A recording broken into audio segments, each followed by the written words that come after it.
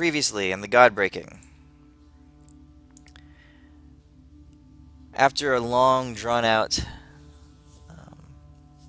dance with the Marked Ones, let's call it that, in which our party sparred with them, came into blows, killed Gromash a couple times, and always saw him come back, and finally lost a huge onslaught in which Gromash led the Marked Ones and a massive orc army against the city of Westvein.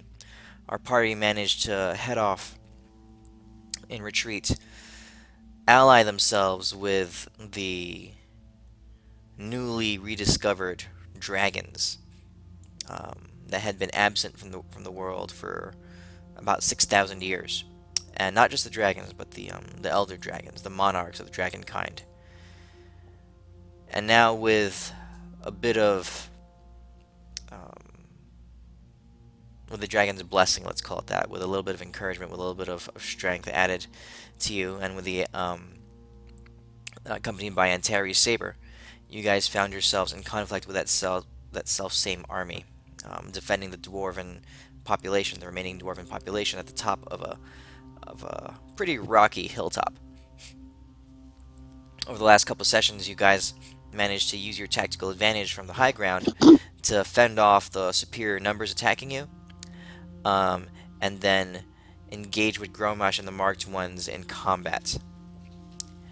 It was a brutal fight, but yeah, you guys do. It was a brutal fight, but you all managed to kill Gromash finally, as well as the remaining Marked Ones. Do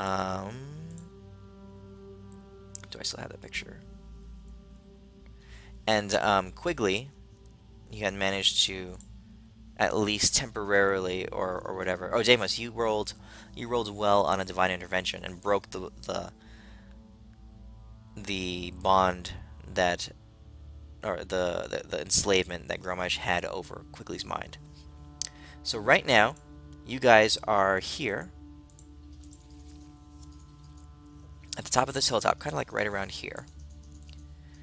Quigley and Deimos have jumped down already, and Quigley and Deimos, you're in the middle of this dwarven army number 1, right here. Those are the remaining dwarven troops. The orcs have made their way up all around and have surrounded them, and are coming in on all sides. Down below, you'll notice that the Aralinian army, led by Oswain the Brazen, Owain the Brazen, and by Telephos, have come in and have already decimated the rear guard and basically the archers of the orc army, and they're coming in hard and fast from this direction.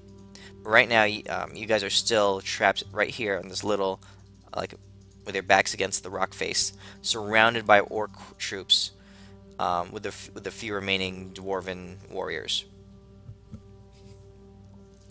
Well, that's Deimos and Quigley. The rest of you guys are on top, another level above them, right up here. Does that make sense? Yep. Okay. So, Deimos and Quigley, you crash down into the middle. You see a bunch of harried dwarves, but you notice, Deimos, that they don't have a look of despair or of dread on their face. In fact, they seem more alive than you've seen them in the past. They are their battle cries are resounding against the cliff face. Their eyes are wild and alive. They're swinging and they're singing almost as they're fighting with the orcs, even though the orcs are surrounding them. The orcs are rabid. They're ravenous. They're charging in. They're losing a lot of the number, but they're also cutting down the dwarves. The dwarves are heavily outnumbered and they're flanked. They won't last long. You and Quigley smack down right in the middle of this group. There's about 1,000 dwarves around you. What would you like to do? Fucking bust through that one flank. Okay. So what direction are you looking to go to? Which side looks like it's fallen the fastest? Based on the map, you guys are right in the middle of the dwarven army. So the group to the south of you is not advancing quite as quickly because they are trying to march uphill. So the group to the left and to the right, the west and the east, are both equally pushing into the dwarven forces. Basically, the dwarven forces are like in like a semicircle formation, all facing Okay. outwards, trying to fend off the incoming hordes. I guess we'll go that way because we see Okay. a really large Tarshik. Okay. So you and Quigley start trying to fight in that direction. The rest of you guys are on the cliff face above, up here, and the last image that we left off was this situation. So Deimos and Quigley had jumped down.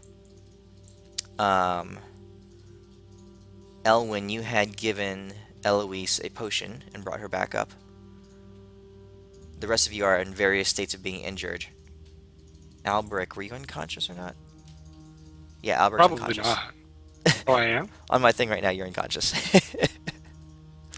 I don't I remember thought what I had made happened. all my Constitution saving throws. Because the last one I made was a DC 15, so the next one would have been DC 20, and I think That's I made right. all of them. That's right, you did. You're at 1 hit point. Okay. Probably, yeah. Yeah. Alright, the rest of you on top. What do you want to do? Potion to drink. You guys any healing spells, or are you okay? I need a healing spell. That's for sure. I only got low level one, so I'd probably like 25 points or something like I'll just drink a potion of supreme healing. that. Okay. 10d4 plus 20. 27 plus 20, 47. So 48 total. Can I sing my healing song, the one that ticks that opening? Sure. It'll tick over several turns. But yeah. You want to do that, guys? Then you guys can heal some 48 left. passive healing. Yeah, sure. Okay, I'll passively sing for them, and I'll call for Light to come back. I don't remember if I did that last time. But You did not, but he's still within eyesight. He's like a speck off in the sky, but I assume that we made like a signal where if I sang a certain song, I'll use that song as I heal. yeah, that's fine. Yeah. And I'll- Light I'll light wait begins to for turn him around in the get off. sky and head back to I'll you. wait for him, and then Alright. that's what I'll do. Okay. Ashok is beaten up a lot, almost dead. Albric is likewise heavily wounded, and Terry's is heavily wounded. Elwyn, you are in pretty bad shape. Deimos and Quigley are down below fighting. Anything you guys want to do? To Oh, wait. Just wait for Euphemia to sing her song. So Euphemia, you can start passing out heals over there. Let's say 3 rounds pass as you guys are just kind of licking your wounds and recovering up here. Isn't it just like a passive point? Let's see. Song of It's been a long time since I used this one. I think it's one D.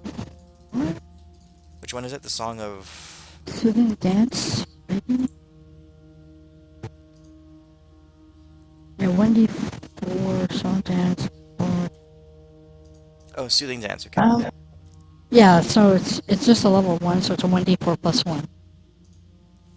So so each person wants to roll a 1D4 plus 1 3 times, you said?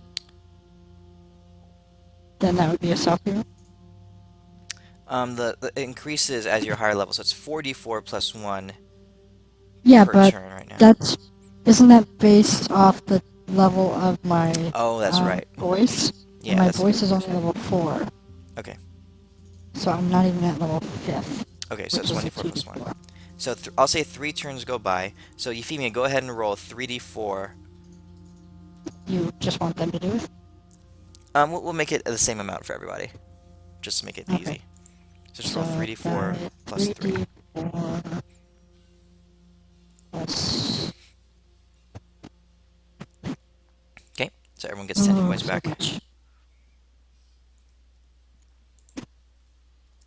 Okay, I'm doing your hit points.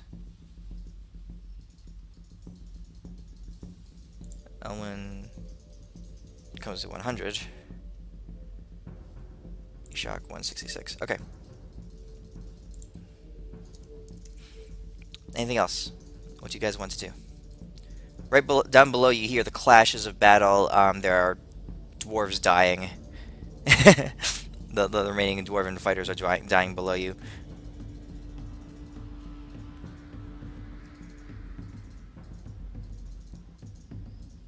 I'll keep doing this until they want to stop.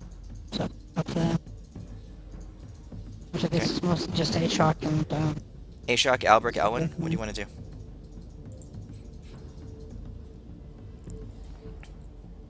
How far is the jump down?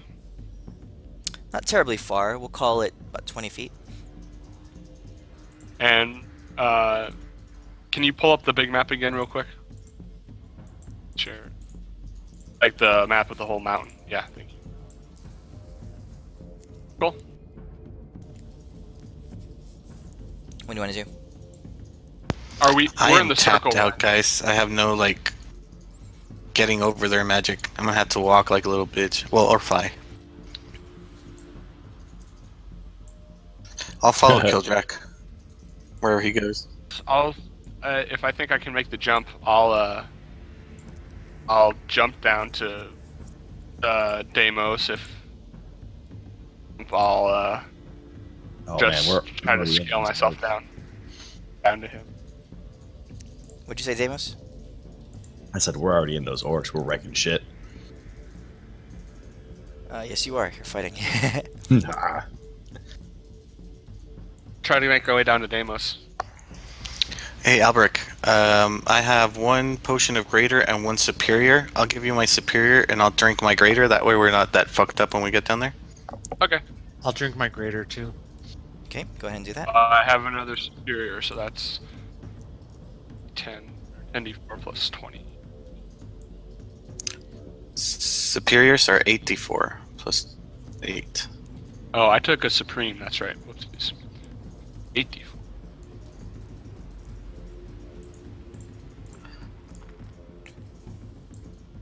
So I get 15. How do you multiply the dice? What's the key? Multiply the dice. You go ahead and tell him. Someone.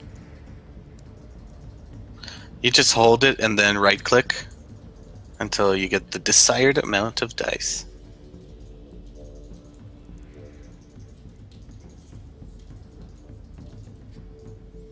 So that's 13 healing on me.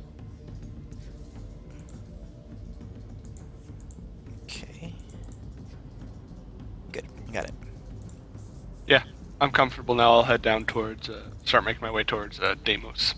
Okay. I will tell Eloise to stay up here. That will handle it because she's all messed up. She is. Alright. So you guys are gonna go head down, jump down the cliff face, How far down did you say it was? about 20 feet. Okay, I got 1 second level. I'll Misty Step so I don't bust my face. You have your wings, don't you? Oh, that's right, I do. Thank you. So long since we played. You got wings. Why? I'll make the acrobatics check. Okay, go ahead and roll acrobatics if you're jumping down, or fly, or something else. Jump down. Okay. Albrecht, you're able to hit the ground without any negative consequence.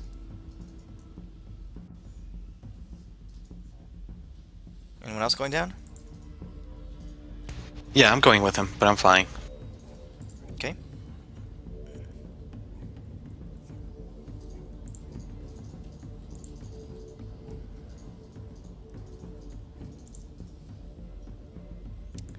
Okay.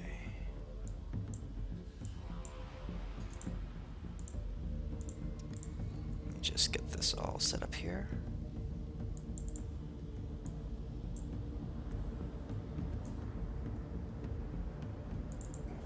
Has Light got down where I am? Light is still making his way back. He'll be back. Actually, it's been 3 turns. Yeah, Light is just about back. He'll be another turn before he gets to you. But Once he does, I'll mount up and I'll follow them. Unless I see anything airborne that would probably take my interest. Something Okay. that maybe a flying dragon could turn the tide in. Okay. Ashok, are you jumping down as well? Yeah, I'll go down. Okay, go ahead and roll me an athletics check or an acrobatics check. Your choice.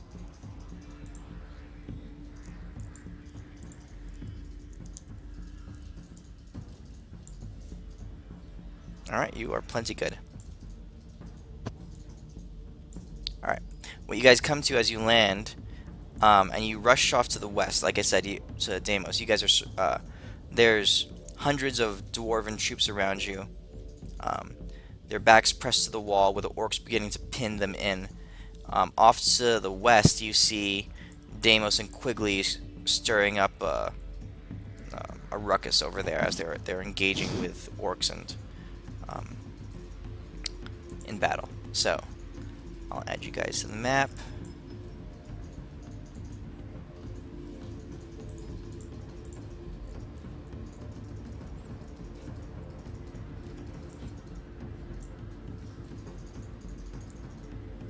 Okay. So that's kind of where we are. Deimos, while your friends are landing on the ground below you, or behind you, you are made your way almost to the front lines here, and you see a few dwarves remaining. So these are not, these are more like troops of about 10 Okay. each. These packs of 10 each on this scale here. And Quigley is there beside you, but there's orcs and on top of orcs coming. So what do you want to do? Deimos will sprint up, pretty much leap in the air as much as he can with armor, but sprint the rest, land right there, and you just see him just yelling, and he's just fucking having a great time because it's Okay. war, and war is fun. And I'll cast my, the 5th level Flame Strike. It's like I punch the ground and make like a pillar of fire come down. Okay. And try to get these guys' attention. Alright, so where are you casting it?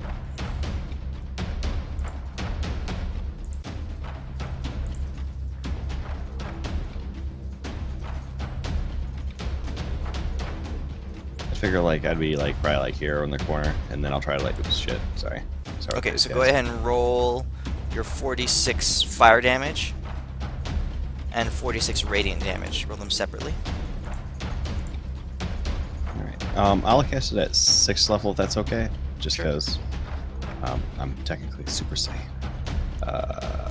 You want me to do it separately or just roll the regular damage thing?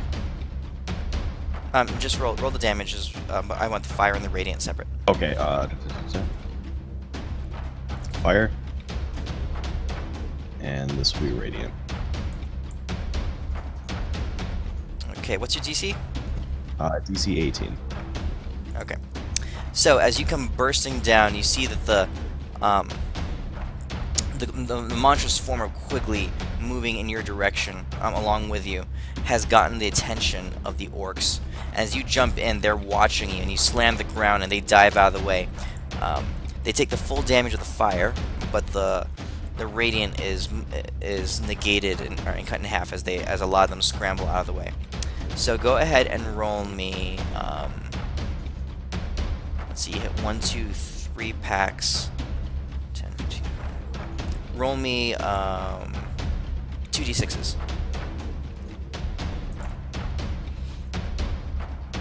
Okay. The 3 immediately in front of you are incinerated. They just drop to the ground. The ones behind them are in various state of injury, but they're not dead. Alright, sick. Okay. Quigley is going to charge forward. He'll also leap forward. Quigley smash right here. He's going to... Quigley was largely untouched in the fight that you guys did before. So he's going to pound the ground. Way to one-up Deimos. And there's a huge spike of damage all around him. And on these orcs around him, they just like fall over and just splatter. Alright. You see the dwarves and the orcs all heavily in battle, but quickly has begun to carve a path. These kind of backfill in this way, Deimos, and they start coming at you. I need to... Alright, let's see here. I'm just going to roll attacks for them.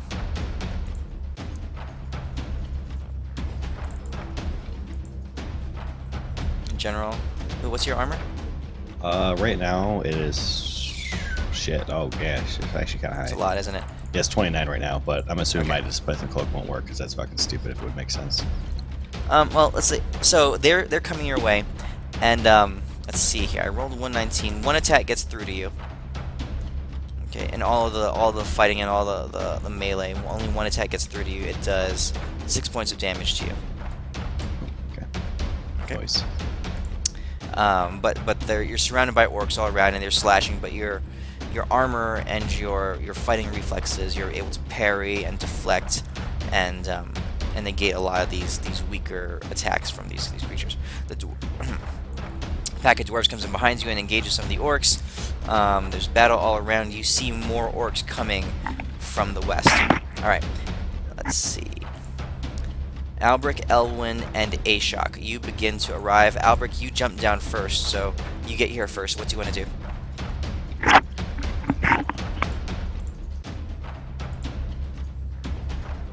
Albric, you are first. Say my name. I had my headphones off for like half a second. Yeah, you had jumped down first, so you're kind of ahead of the rest of them. What do you want to do? Which map is this again? This one here. Where I'm at. That's where I am. Yes. This is to scale. Yes, and each of these packs are packs of 10 dwarves and orcs. 5. Okay, I'll get to there and target that horde right in front of me. Okay.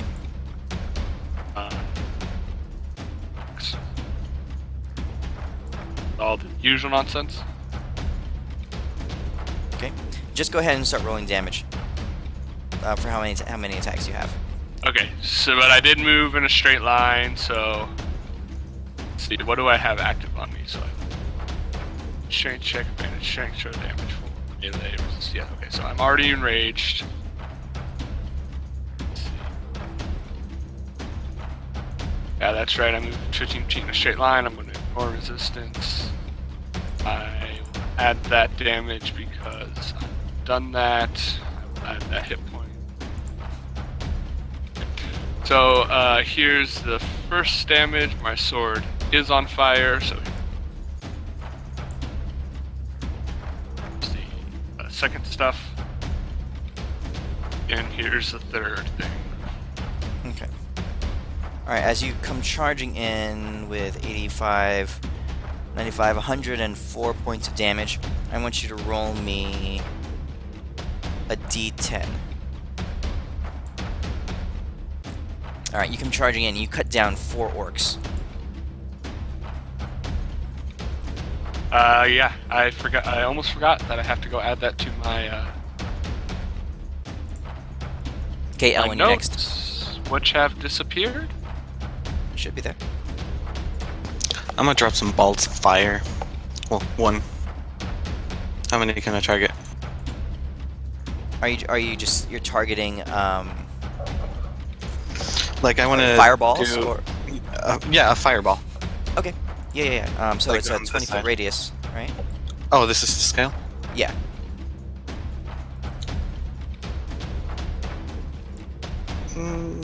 Yeah, right there. Can I get those 4 groups?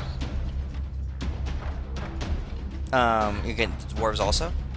Oh, those are dwarves. No, yeah, I'll drop it back here. 1, 2, 3, 4, 5 groups. Okay. Go ahead and roll damage. I see it in the note section, Albric. It's number of enemies Albric has killed. Yeah, I'm not seeing it in the notes. Here, I'm going to make it public for you. So you Oh, there it is. Okay, 53, go ahead and roll me... Elwyn, roll me 2 d12s. Actually, you make it. yeah. Oh, not yeah. D? You see, let's see here. You had 5 full packs in that radius because they're crammed in pretty tight. Roll me 2 more d12s. All right, 28 of them outright die. Nice. There's screams and there's fire and burning orc flesh and leather and wood from their spears and that kind of stuff. That place was like erupting in flame. Okay, and I'll fly 30 feet up in the air so I can get a very better vantage point for the next one. And that's my turn. Okay. Ashok, what do you want to do? Real quick, Midas. It says it's read only, so I can't edit it. All right, let me change it. You might just want to make a new note and with Okay. that number. Yeah. Okay. I'll make a new note then. Ashok, you're up. Alright, I'll do spike growth.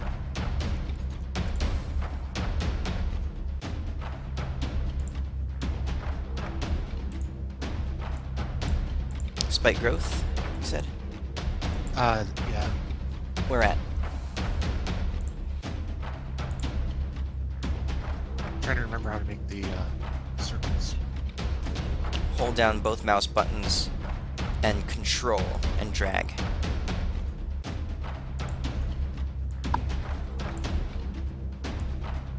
So hold on control to make a circle. Yeah.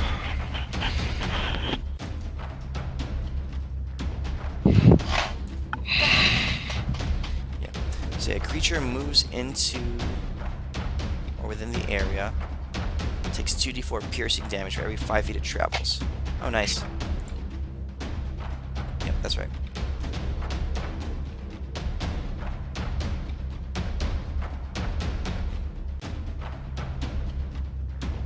Okay. Just go ahead and, for the sake of argument, roll me the 2d4 damage right now.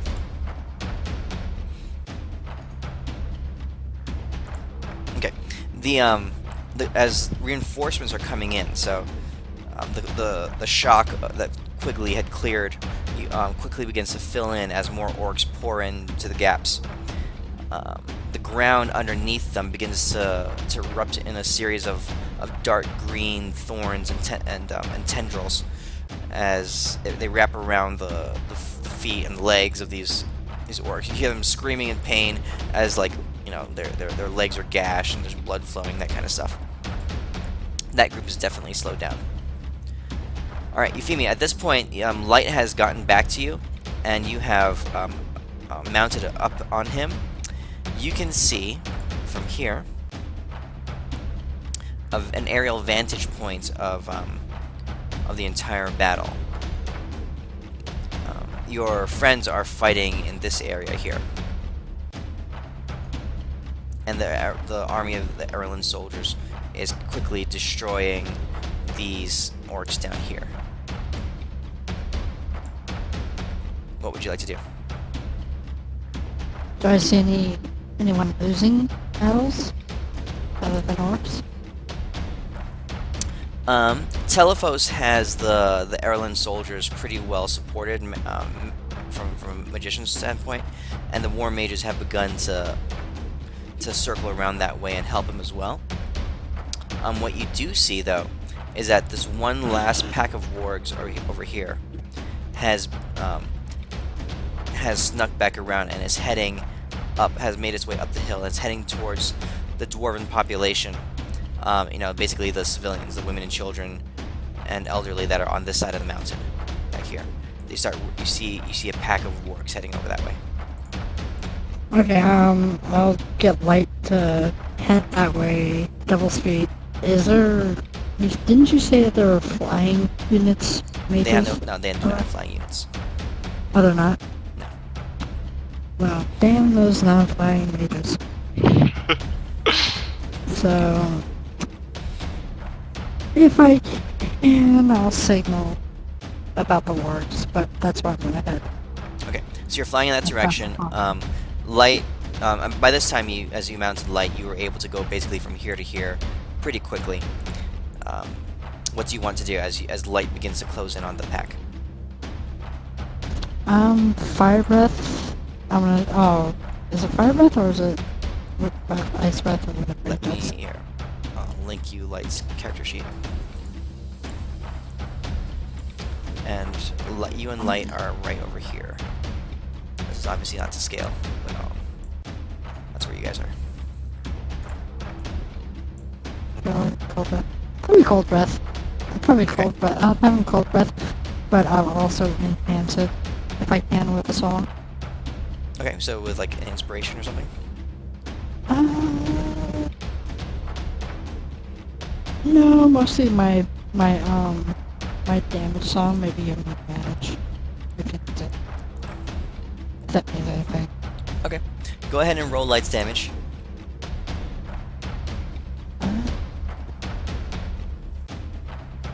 Alright, as you come in and you do like a flyover and sweep across this pack of wargs, there's about 50 wargs in this pack, and they're all rushing in a not a line, but like a loose cluster.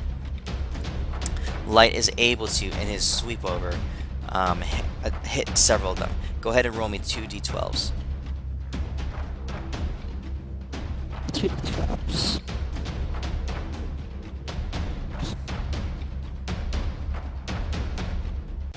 Okay, as 12 of the wargs fall dead, so there's 38 more. I'm gonna tell him to fly between the wargs and the dwarves, and try just to make as much noise as possible. Okay, so you're like in this area here. Blocking them off. I want to block them off. Okay, so you're gonna land. If I have to. Okay. All right. The wargs are. He goes ahead of them and he lands, or he comes fairly low to the ground. You are currently between the wargs and the dwarven population. All right. Back to the primary fight, or the other fight. More and more of these troops are coming in. Deimos and Quigley. So, Deimos, what are you going to do? I'm gonna kind of do the same thing. I'm gonna strike the ground again. I'll use a 5th level this time, and then after that, I will find the nearest orc to me and try to remove his head. Okay. I'll roll the whatever dice real fast. Yeah, roll damage.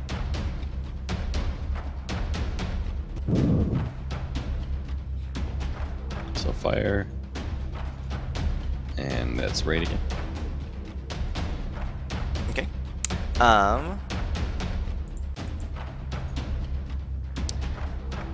So, more orc side. Go ahead and roll me this time roll me 2d8s. Since actually 2d12s because they're stuck in the spike growth. All right. So 13 orcs just fall dead as they're trapped in the fire. Your flame strike just smashes into the ground and it rips them apart as they're caught in Ashok's spike growth. Nice. All right, and the one in front, and you grab one orc in front of you and you wrestle him to the ground and you break his neck. Okay, Quigley goes forward and he begins to engage some more orcs, swatting at them, swinging his pillar. The dwarves are fighting. They're encouraged by your help. Behind you, you see that the orcs to the east have begun to break through the dwarven lines, and they're beginning to collapse. All right, Albrecht, your turn. Okay. I will keep working on this horde in front of me. Okay. So I'll go roll my attacks. Any bonuses damage this time because I have 1, 2, 3.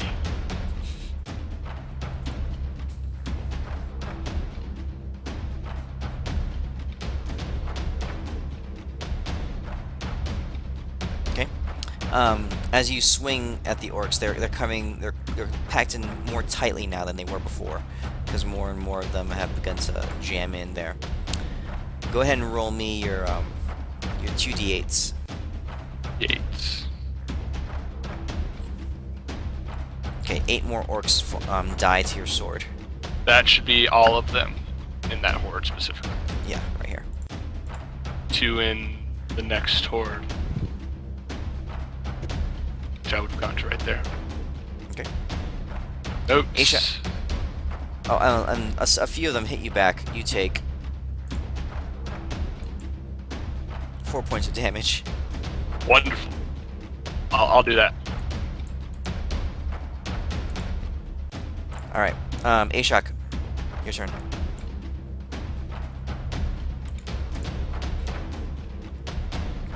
I'm pretty sure you have some AOE type abilities.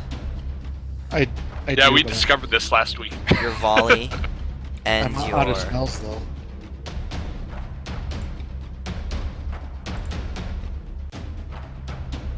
volley doesn't take a spell slot. Multi-attack volley is a ranger thing. I'll link it. Oh yeah, I can do that. And you also have your ability from your weapon. It gives seems you like I kinda- thought the Hawkeye ability's been checked off. Yeah, but that's using the descriptor, your marked foe, and your divine snipe have been used. But you by default have there some things that don't are just permanently yours. So your tier 2 abilities, you can choose one of those things. So you have a default cleave in your normal attacks. So those are some options that you might look at. I have a cleave. Yeah, in the Hawk's Eye, you can choose to either fire 3 shots in 1 round or add a second arrow to each attack.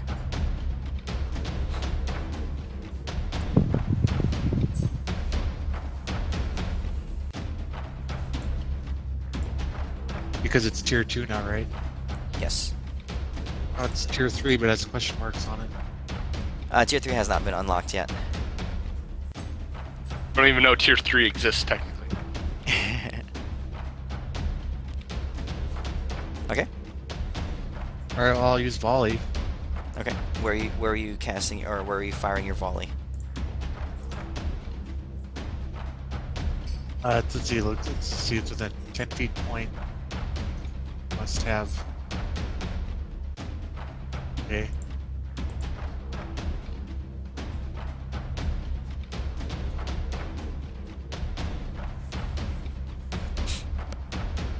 Yeah, that's about right size. Okay. So go ahead and roll. I'll say you can get 15 orcs within your range. Just go ahead and roll me 15 d20s, just to see if you miss any of them with like a natural 1.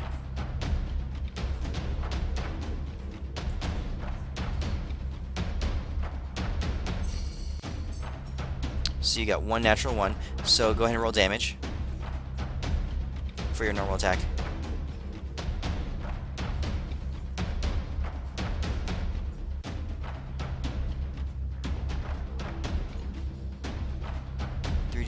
Hold on 1 second here. What?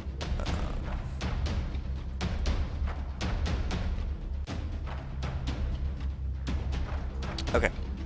So what happens is the wounded ones die instantly because of Colossus Slayer. And Deimos had wounded several of those with his Flame Strike. The several of them, you miss one outright. You crit a couple and they die instantly. Go ahead and roll. Actually, of the 15, 14, I'm going to say 10 of them die. So that pack is gone. Okay. Anything else for your turn? I get a second attack, but I think that ability used up was it. I think volley is your entire action, yeah. Yeah, you use your action. Okay. Elwyn. I'm going to use some of the last charges on my Staff of the Magi and drop a wall of fire right here. I'll Okay. leave the group to the right so Albert can beat them up. Okay. So that's the last charge. Here's the d20 roll. Okay. And I'm just gonna roll the damage. Is that okay? Yes. 28. Okay, so that place is erupting into flame. You catch a large number of the orcs, especially the ones that were trapped because of Ashok's spike growth. Go ahead and roll 1, 2, 3, 4, 2 d20s.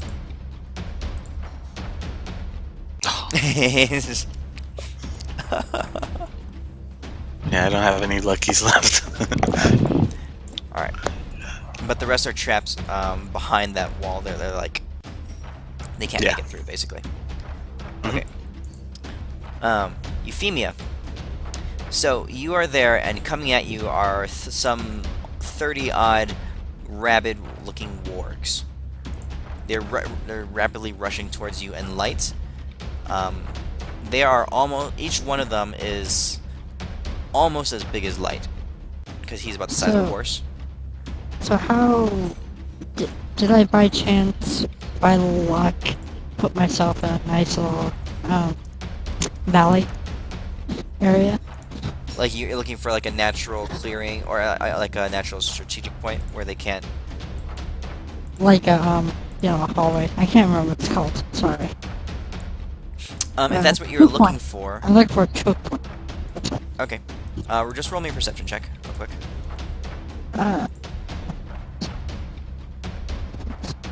Perception? Perception, yeah. Oh, man. Okay. Yes, you were able to find, as you flew over them, you were able to find a natural break in the rocks that they would have to... A natural narrowing of the rocks that they would have to kind of pass through. It's not a complete choke point, but if Light spreads out his wings side to side, you know, it's more like a 20-foot wide opening. But that's about as narrow as you can get. What I want to do is when they're... I assume that they're going to be rushing full force towards me. Yes. You know, They just definitely are. all bat out of hell. Uh-huh. And I'm going to wait, and I'm going to burst force my dark wall of fire Okay. right on top of them, right when they hit it. So, like, right when they jump at me, the wall is going to pull right in front of me and spread out across them as much as I can hit right when they're attacking. Okay. I like they leap right into a flame that just bursts into existence. Okay, so you're holding your action to the last possible second, and as these monstrous creatures come bursting up at you, the lead pack, you let loose a wall of fire, of black fire in front of you. And if Go any ahead. of them get through, I'm gonna just swing my sword with my bonus action and chop anyone that makes it through the wall. Okay. So go ahead and the first two leap through. Go ahead and roll the damage for the wall.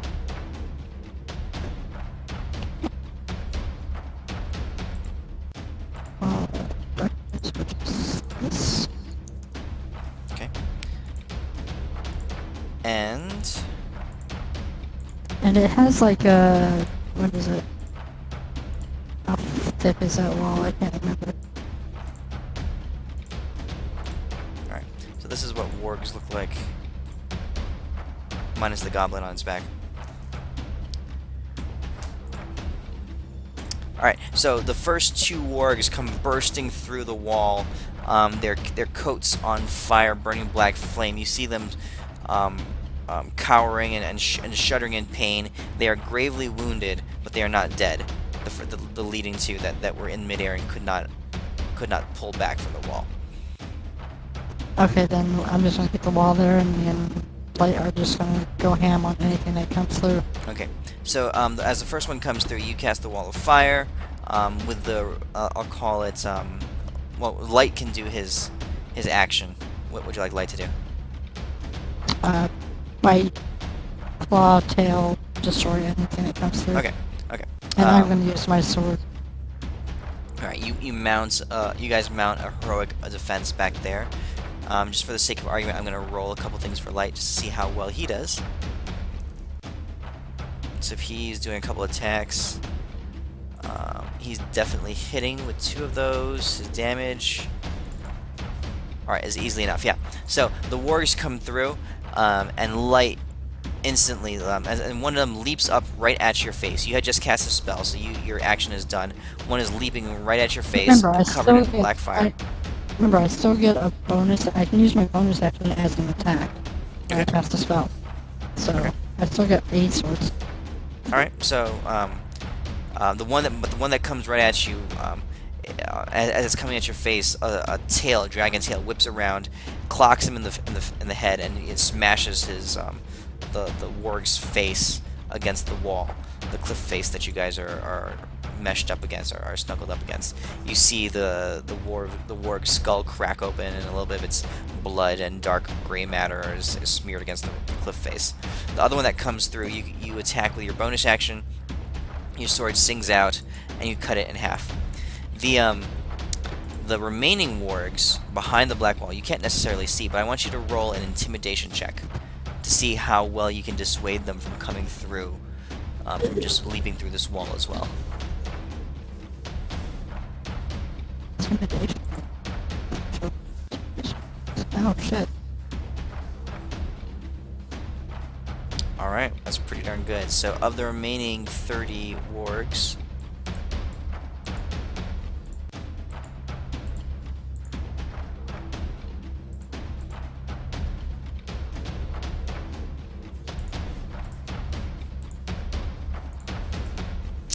um, 26, 18, 19, no natural 20s. 2 of them come rushing, continue to attack the wall, but the rest of them pull up and stop.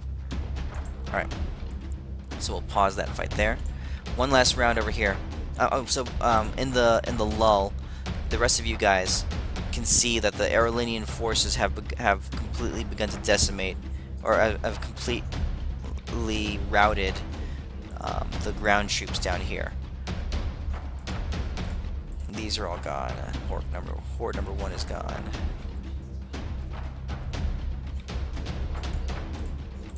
Okay.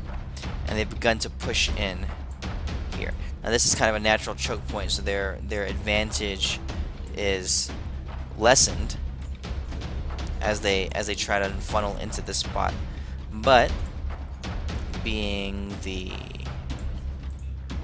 highly powerful war mage that he is, Telephos lets loose a sonic barrage and collapses the cliff face from here, basically from here to here, opening this whole thing up like a big ramp. And the army, and the Aurelian army, is able to just charge straight up, without any of the choke point having been hindering them. Okay.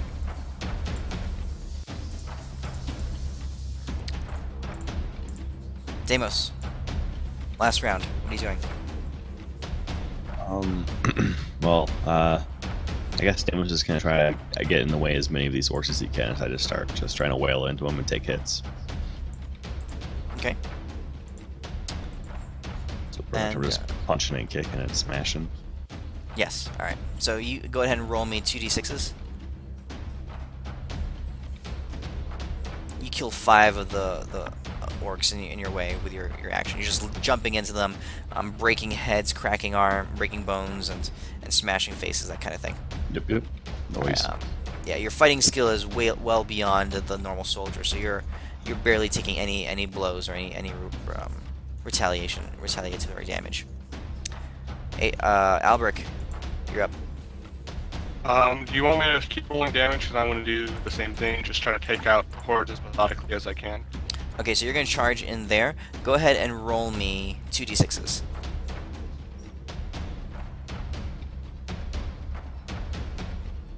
And with I'd say you charged in there, you're able to take down, with this final volley, that whole group, that whole pack. So 10? 10, yeah, remaining 10. Slowly but surely getting there, boys. Tier 2. Ashok and Elwyn, any final thoughts as the orc army is beginning to collapse around you? I'm just gonna keep concentrating on the wall of fire. Okay. Okay, I was going to run through it next turn. I didn't. Ashok, realize. anything on your end? Do I have an action? Yes. I'll just keep shooting till I die. Okay. I'll drop it when I see Killjack wants to run through it. No, if it's up, I won't run through it. But I didn't realize that's what that line was. I thought it was something else. Okay. Oh. Over the course of the next round, I'm going to say that you guys are fighting. A few hits come your way. You all take 6 points of damage from various arrows and sword attacks coming at you. What you do see is that as the orcs are falling back, Elwyn, approaching the... I'm going to move all this over just for the map's sake, so I have room. Actually, I can do this.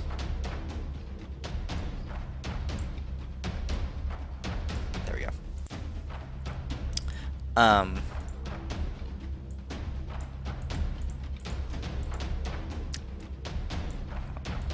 we go. Approaching you guys is this stone golem. As he comes crashing down, his footsteps thundering, slamming down. The orcs spread out around his feet as he's making his way towards you. Okay.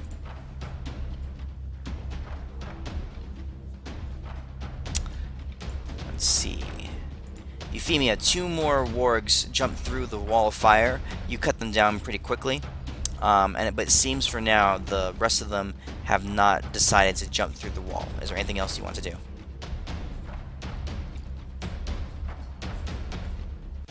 Does he have his breath attack back yet? Yes. I want him to do one side, and I'm going to do a cone of cold on the other through the fire. Oh, Oh, nice. yeah. How would that affect the cone of cold and his ice breath, the firewall?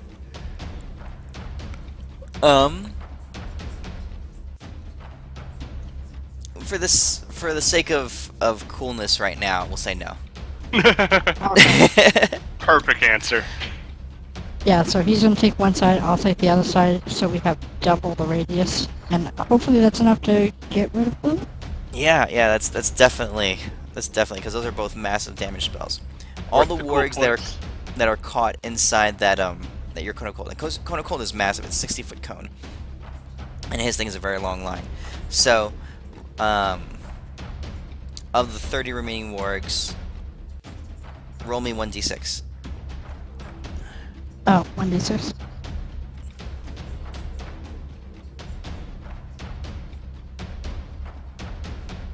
Okay, there are 3 wargs remaining. All right, and they turn and start to run. I'll give chase. The rest I don't die. want anyone to escape. Okay. Well, All right. light will give chase. Okay. All right. Back at your guys' thing. What you guys see is this massive golem approaching and beginning to step over your wall of fire. Elwyn. Deimos, what do you do? All right, so Deimos mainly because I know I need a higher level spell slot to do it from previous experience in these fights. At 7th level, I'm gonna cast Hold Monster on it as I try to start slowing it down. Yeah, so 7th level version of it. Yeah, they don't. It doesn't have effect. You can't. They're constructs. Oh shit, it's They're construct. means of Never mind. I process. remember. Yeah. That's what it was. that's Donkey what you titties and shits. If that's the case, then I will. Oh, donkey tits. I'm sorry. I will sprint up to it. Well, I'll take whatever hits it is as I go out there as I try to start climbing up this guy. I have a 60-foot movement right now. And I'm going to start just pounding into his ankle to try to break one of his legs eventually. And I'll use my 7th level spell. And then, ooh, shoot, I only got like 2 left. I'll burn one of my pouches of gems as I smack into him to the side and try to 1,000 gold punch him. Okay, you can target him. Elwyn, he's jumping through your wall of fire. Yeah, I'll drop concentration on it. Okay. Alright, Damus, you can target the golem and go ahead and do your thing.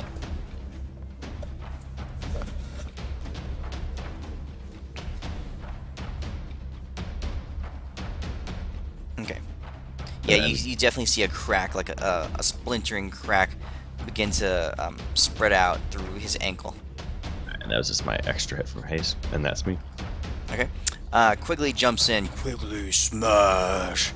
And he's going to be swiping his pillar, and he's wiping out dozens and dozens of troops of these orcs. Because there's more. There's more beginning to fill in this area. But he's just going in there and just tearing them apart.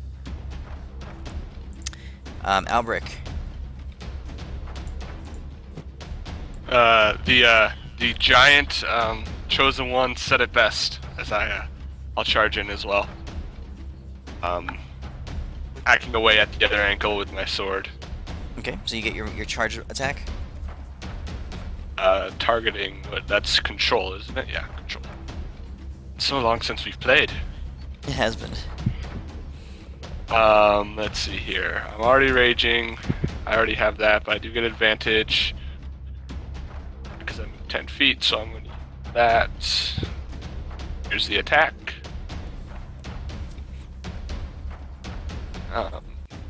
Hits. Here's the damage. Second attack. Oh, I forgot to apply the +10 to damage. I'll do that on this attack instead. Okay. And then here's the spiked armor attack. And here's damage for that. Ashok, you're next. And then quick on that battle charger thing when we said resists the 10 damage, is that cumulative or No, Okay. it doesn't sack. Okay. And I should actually still be at 151 because I resisted the damage that they dealt to me. That's right. So I'm still at 151, and I still resist the next 10. 6 points of damage as well. Okay. Well, now it's reset to 10, so Is it reset? It's reset to 10. yeah, because I moved in 50 feet. Oh, sorry. Alright, Ashok, you see your companions engaging with this massive stone golem. Your experience with them is that they can hit pretty darn hard. I'll AKA arrow will that. must hope. Okay. Oh, crit. Oh, there you go. Nice shot. You're hitting yourself. Yeah, you have yourself target. 1, 2, control. so he did Control clicked him. 15 damage. Hold on a second. For some reason you have But you're yourself also targeted. targeting yourself. Here, I'll take the target off you. Yep, you're good. Did it count the crit? Go ahead and target him. And let's see, you have on your Colossus Slayer, you also have on your Hunter's Mark. You do not Hunter's Mark, so I'll take that off. Okay, target him and hold shift when you roll damage. I mean, just roll damage and hold shift.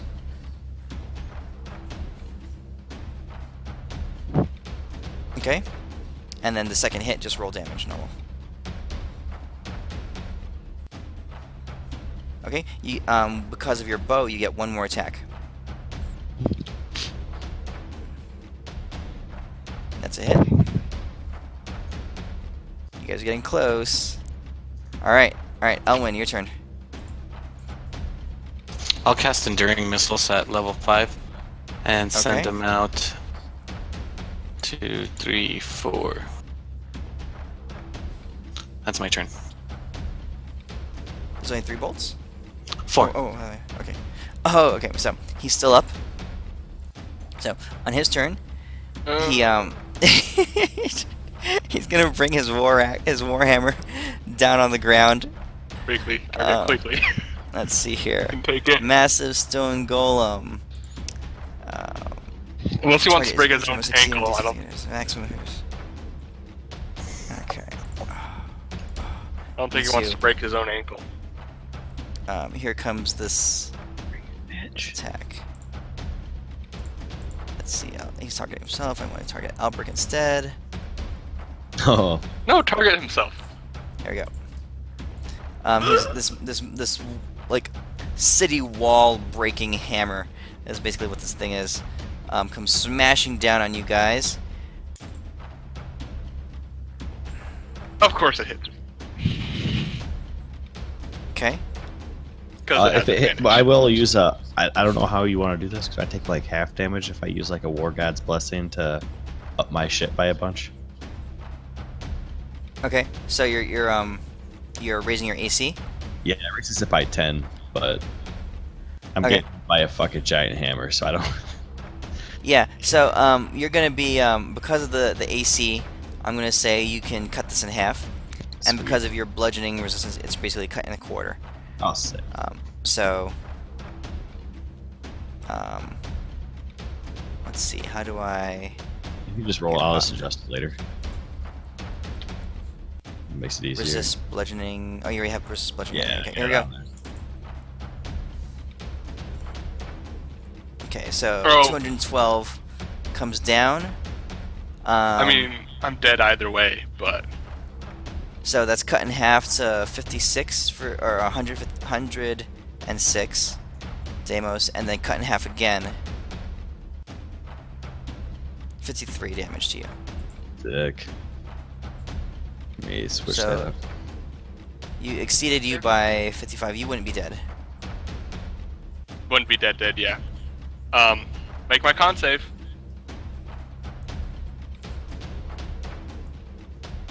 Ah! Oh! All right, Albrecht, you are unconscious. 1 point. God damn Deimos, it. Deimos, you are not unconscious. Oh yeah. Sorry, I'll fix that real fast.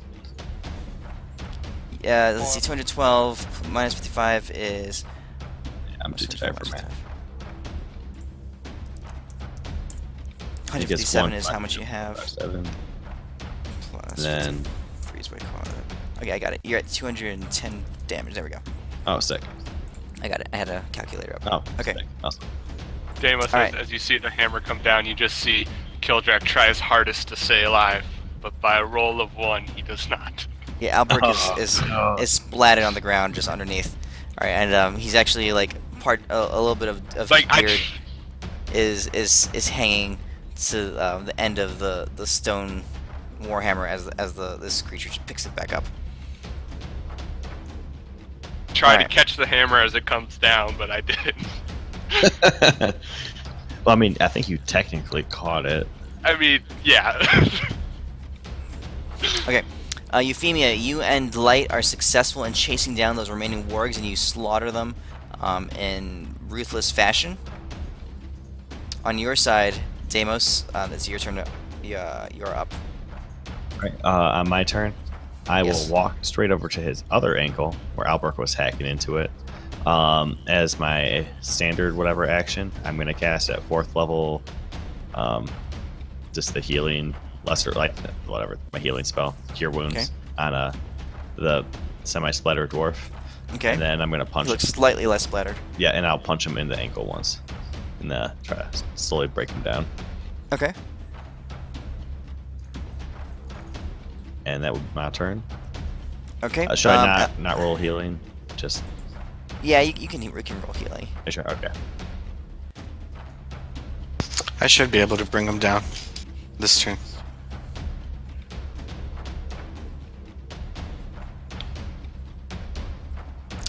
You could, but it's Ashok's turn. So Ashok, what do you want to do? So am I healed or not?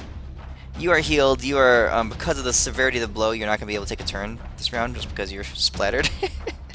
Trying to figure out. Yeah. Okay. So But you are 207. up. You're healed. 26 points is what Deimos did for you. Real quick, Midas, I'm going to spend a couple of hit dice to get it down to what it's supposed to be after I spent last time because I still have that kept track. Back Sure, to what there just- should be, just- but I'm just Yeah, just putting make them- sure your hit points stay the same. Yeah. Okay, Ashok, you're up. I'm gonna finish him off with sharpshooter.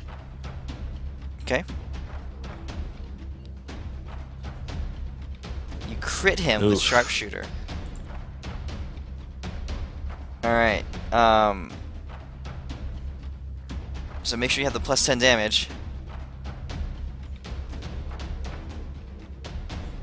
Roll it. All right. He's got Where do you shoot him? In the knee. Okay. Which knee? Which knee? The one there's two knees. The one Aisha, Albrecht and Deimos are clustered around one of them. His front knee, so he falls backwards. Okay. So you bust out that knee, and it basically just shatters out from under him, and the bottom half of the leg just rolls out, and his thigh basically comes slamming down into the ground. He begins careening off in this direction here.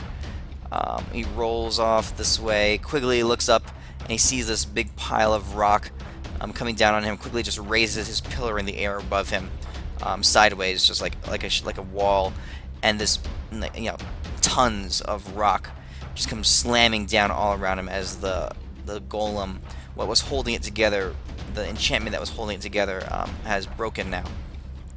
So he begins to break apart into like various sized boulders. This big rush of like a landslide comes down, falling around Quigley. When all is said and done, Quigley just like stands up, and the rubble just falls off of him. He looks barely worse for the wear, and all around him are dozens of dead orcs and a big pile of rock in this whole area here. Hope he falls on some orcs. Yeah, lots of orcs died.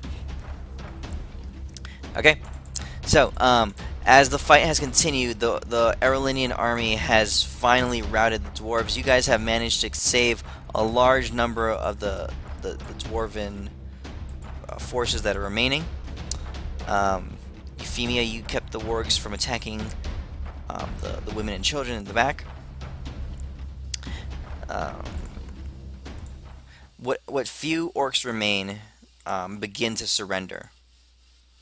So I'm going to say that in the interest of moving on to the next thing, there are 4,000 remaining orcs in various states of defense or fight or surrender when all is said and done, and they've been various states of capture or surrender, I'll say.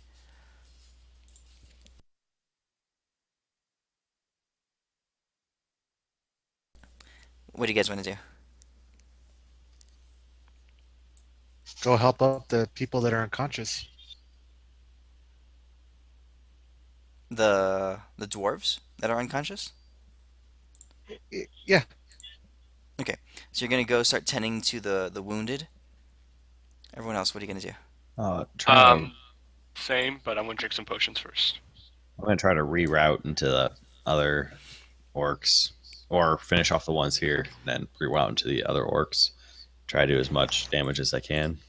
Yeah. So the remaining orcs that are still around have we're fast forwarding a little bit, have been captured or have surrendered.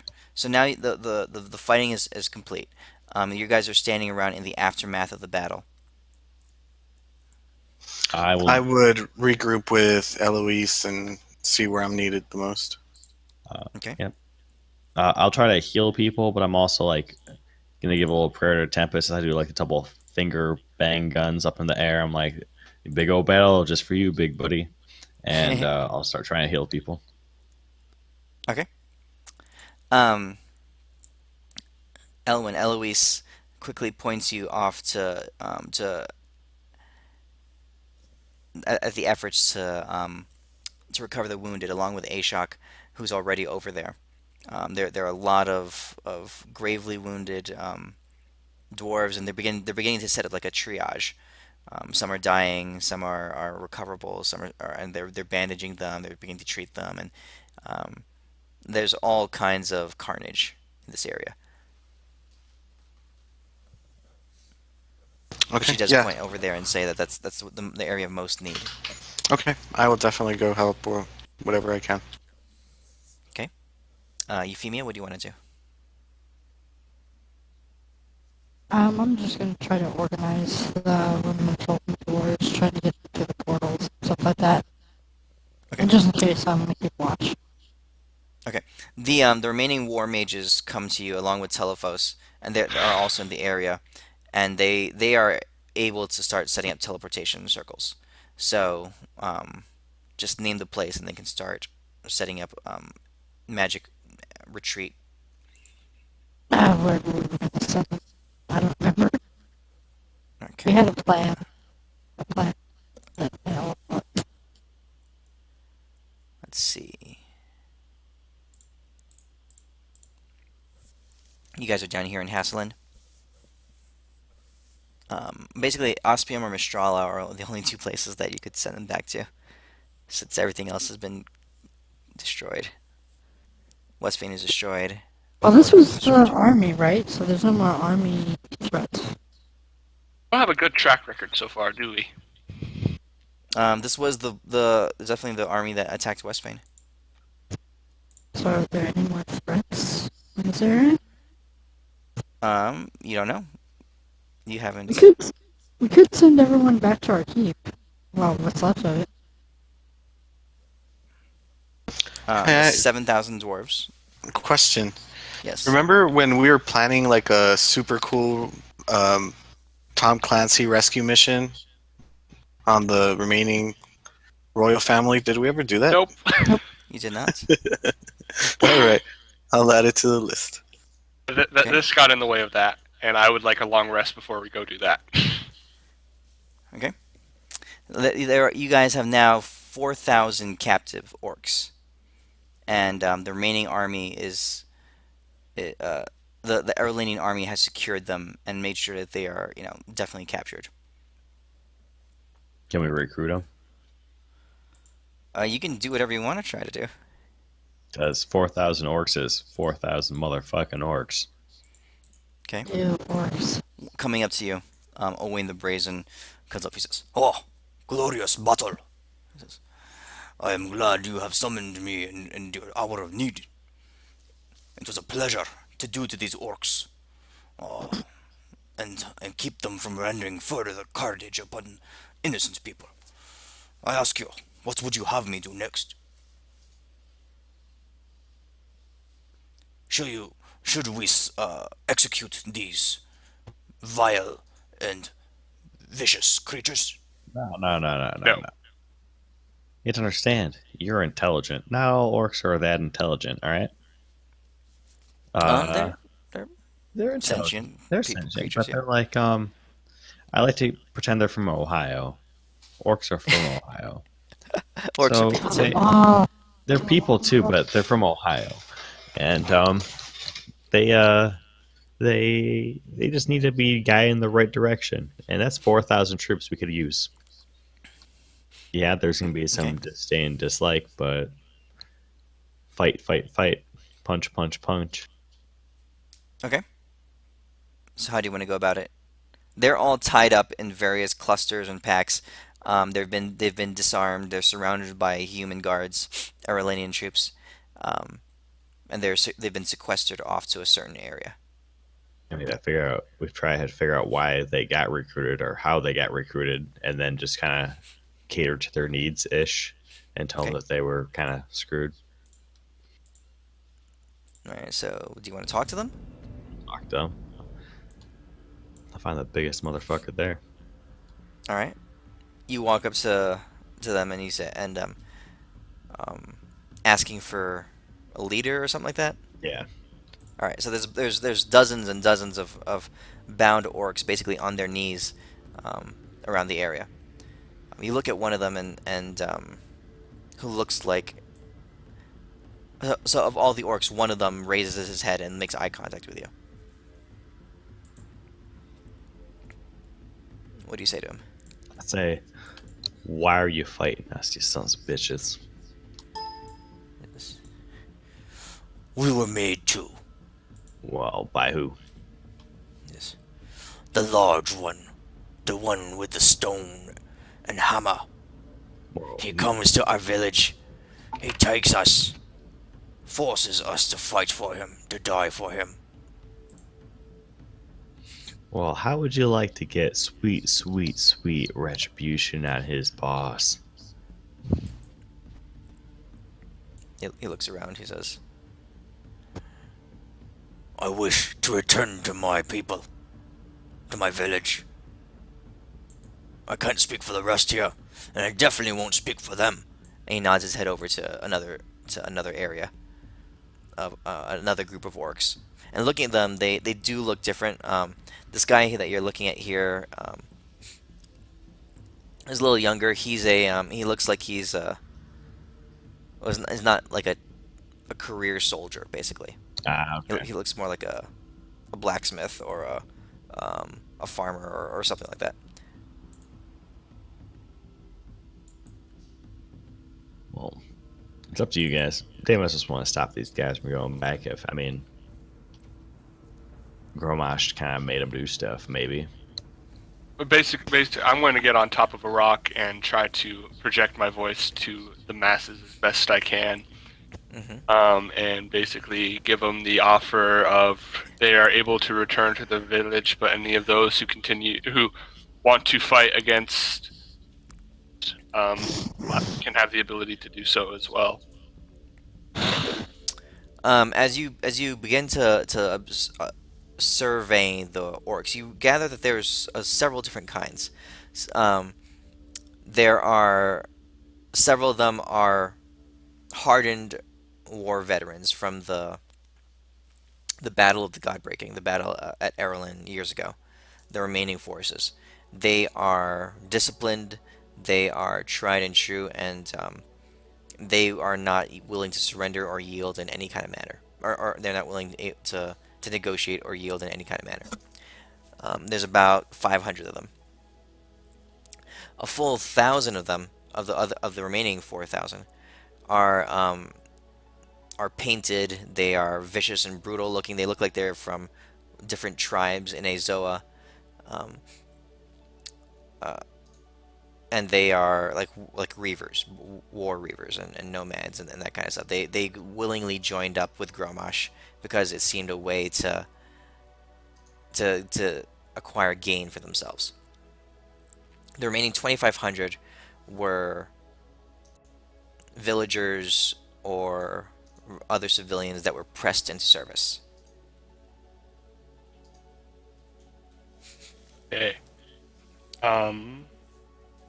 Yeah. So, knowing that I'm not going to, just untie everybody and let them all go, that seems like a bad idea, but I'll basically say, I don't know how we want to do this, but there's got to be a way we make sure that, if they want to go home, they can go home. If they want to join the fight, they can join the fight. If they're still adamantly, just keep them POWs. Okay, it's up to you guys. I don't know how we want to go about to do that. I think that's the best idea. So you have 500 hardened veterans that are not willing to yield in any way. So they're never going to join our side no matter what. Yeah, well, you haven't been able to even get any kind of inclination from them. You have 1,000 like blood-crazed reavers, We could get them. and you have 2,500 more or less indentured or those who were like drafted. Pressed. Yeah, Yes. pressed. We should let them go back. Yeah. I still want to talk to those. Definitively tell who is who, right? Or are there people going to be trying to lie to us? Roughly, I mean, yeah. Yeah. I do still want to kind of try to get some of those vet dudes, even though Damos is still iffy about them. So yeah, Okay. I'll basically say to the 2,500 then, if you want, you can fight, but we will let you go back to your villages otherwise. Okay. Roll persuasion. Persuasion. Yeah.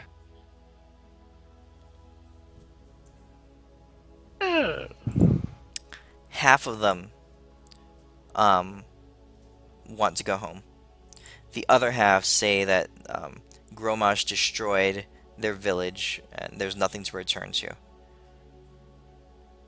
And they'll join the fight? They're willing to listen to what you have to say. Try to convince them to join the fight. I'll let Deimos do that. Give them the whole revenge speech, Deimos. Alright, so Damos is going to go over to the biggest, baddest vet dude there. Like, the biggest, baddest one. The one who, won't listen to him. And I'm going to pick him up by his throat and I'll slap him in the face just a bunch of times to humiliate him. Okay. And I say, this is your biggest, baddest guy, and I have to beat the living fuck out of him, just like we beat the fuck out of your bosses. I'll tell you what, you stupid fucking bastards. I'm good at fighting shit. I'm not the best at fighting shit, but compared to you guys, I might as well be a fucking god at fighting shit. You should join our side so we can get revenge on the people who made you fight people like us. And the one guy who you talked to initially says, "Why should we join?" No. That guy went home. A different guy comes up and says, "Why should we join you?" He says, Fucking "You great, know glorious what combat. makes you better than Gromosh." We killed him 3 times. Like he means like as a moral type And you'll thing. send us to our deaths as well. No, fuck that shit. Hell no. We're asking you guys. A bunch of guys. I don't even understand this guy. Hey, I want you to turn around. You see those guys leaving? Yeah. That's because we know that we went to those villages and we don't want that shit to happen. And you guys know that big old fancy nice Deimos over here just wants people to fight if they want to fight. If they don't want to fight, they can not. But if they want the world to not blow up, they should probably fight. They look at each other and they say, they point over in another direction, and Quigley is standing over there. Oh yeah, that's Quigley. Don't fuck with Quigley. Quigley got he's one of our friends. He's a good guy now. He is mind controlled, kind of like you guys. You can't point him and just say that you guys didn't do anything bad. They look at each other and they say, Were you guys That mind one. controlled? they weren't mind controlled. They were pressed into service. Yeah, so he was That pressed into one. service and mind controlled. So he hit it worse than you guys. That one was the one what destroyed our villages. Mm-hmm. And you are saying that now we should follow you Mm-hmm. when he is with you? Yep. Well, you have to understand. It's like, he was oppressed into fighting, and he also was mind controlled. You have to understand this. Mind controlled. Mind control. Do you know how mind control shit works? It sounds like bullshit to me. All right, here. You stand up. All right, stand up. And I'm He gonna stands hold. up. And I'm gonna hold person on him. I'm like, try to fucking move. Can you move? Can you move? You can't. You see what I'm saying here? Sometimes you just can't stop doing things. And fuck you. Stop questioning me. I know what I'm talking about. Look at me. I'm Deimos. Fuck you. Okay. All right. The hold person demonstration actually gets them going. As you hold person on him, he's like moving because he's straining, and his friend says to him, he says, "Stop messing around." And he's like, I can't move. He's one of them. One of what? He's a witch doctor. Oh, Right. beefy one though. Yeah. He can Also- do things just like Gromosh could. We're nice and we want to save people. Okay. And kill Alright. bad ones. All right. They say, if we fight with you, they'll just kill us still. Nah. Who's going to protect us from Farouk? Me. Who's Varuk? Farouk. He looks around. He says, he's our witch doctor. He's the one who what told us to listen to Gromosh.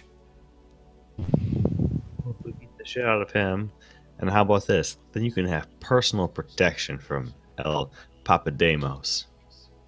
All you gotta do is start just, it's for your own good health. Look at me. I'm pretty strong, and it's because you gotta pray every day. Yeah, one prayer a day keeps the bad guys away. Tempest.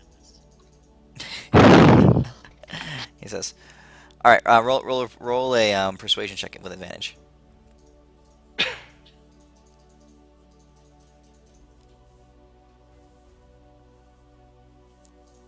Man, I should just really not ever try to talk. I don't know why you keep doing it. That's not bad. He says, all right. You seem strong enough, and if you've killed Grumwash, then you're definitely strong enough. But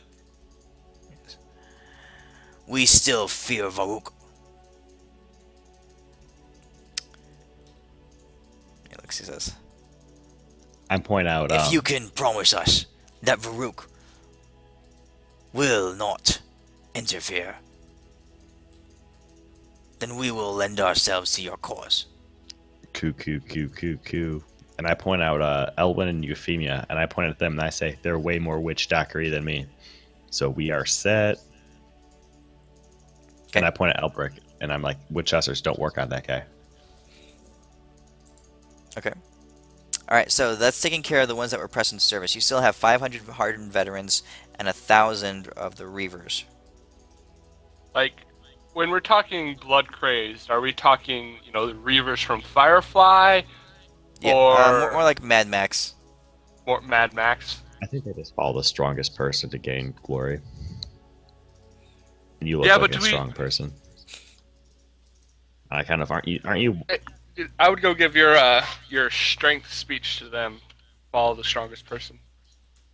Okay, you have to understand about this whole thing of Deimos giving speeches. It's not bad. You just got to do it to give yourself advantage. All right, Deimos will go over them too. I'm just like you see Deimos pull out like 4 note cards, and there's fucking just like stick figures drawn on him. He doesn't fucking know what he's saying because I have terrible charisma. And again, I'll go up to these Reavers and I'll be like, "Hey, Reavers, you want to move up in the world, don't you? Yeah, of course you fucking do. Because you want to get stronger, you want to get faster, and you want to get well known. Well, you know what, you sons of bitches? Look at us. We beat the shit out of your bosses, and I think that makes us pretty fucking cool. And we beat up other things. And if you follow us, you can move way up and have your names sang in songs of your orc stuff. Look at that guy." I'm pointing at Albrecht. I'm like, look at this guy. Do you see him? He could be on your side. He is literally wider in muscle than he is tall. One red orc comes up to you. He's got a massive scar across his face. It's like the skin was shredded by this large claw. So there's like strips of flesh still dried up and hung up onto his face. His eye is completely wrecked. He looks at you. He says, "You may be strong, we know that, but we have our ways, and we would rather die than become one of you soft ones." I will grab him. Oh, not animal handlings. I will grab him with my athletics. I will pin him to the ground. I'm pinning him to the ground, all right? As much as I can. I'll just wrestle him there. And as he's talking and trying to act like a badass, I'm going to start tickling him. I'm going to demoralize the shit out of him. And I'm just going to fucking town on him. I'm just saying Gucci. I'm pinning his cheeks. I'm going on there. I'm talking about, you know what? You don't come in here. You fight us. You lose. And you can't just be like, "Oh, we have our own little things." And he's laughing like a big old biatch. And I'm just saying, hey, Reavers, you know what? You can be cool, big-ass fucking warriors. And we're totally going to accept you. There's going to be some awesome shit to fight. And I know you got your code. But you know what? Do you want to be like this guy right here? I'm sure he's an okay guy, but he's on the ground getting tickled by a dude who's still wearing a cat harness with no cat in it. Okay, what the hell? He drops onto the ground and he's fighting back. You're obviously stronger than him, and he can't help but laugh. He breaks down and the other Reavers, they're like staring at each other. They've never seen anything even like this one's mad. Like they're looking at him. They don't have a problem following someone who's crazy, who's mad. It's like that's all they are. They're half crazy themselves. But James isn't crazy. Yeah. They're acting like it. Another guy comes up to you and says, "We know you though. You don't pillage. You don't rape. You don't plunder." Nah.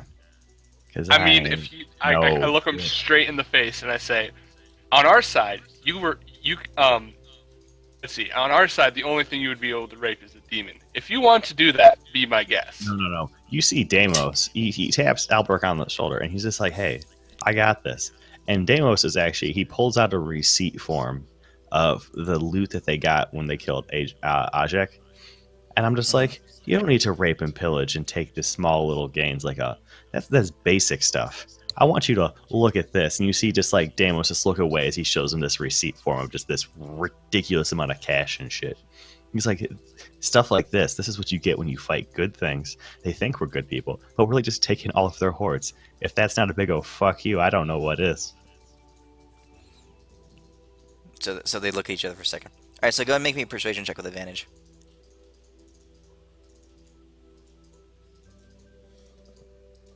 Alright, let's buff a 10, buff a 10. Ah! You can't let Deimos do things. Well, my question is, how are you rolling below a 10 with an advantage? It's Deimos. Um,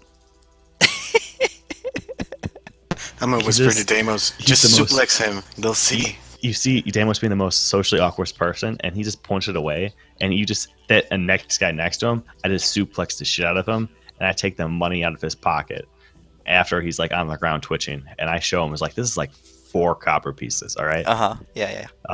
You see these 4 copper pieces? That ain't shit. What's the point of doing 4 copper pieces when you could literally just get like cool ass mountains of gold? Have you ever taken a, like, I don't know, a gigantic fucking giant's fucking treasure shit? It's awesome. He says. Look one at of me. them comes up to you I'm and says, bent out.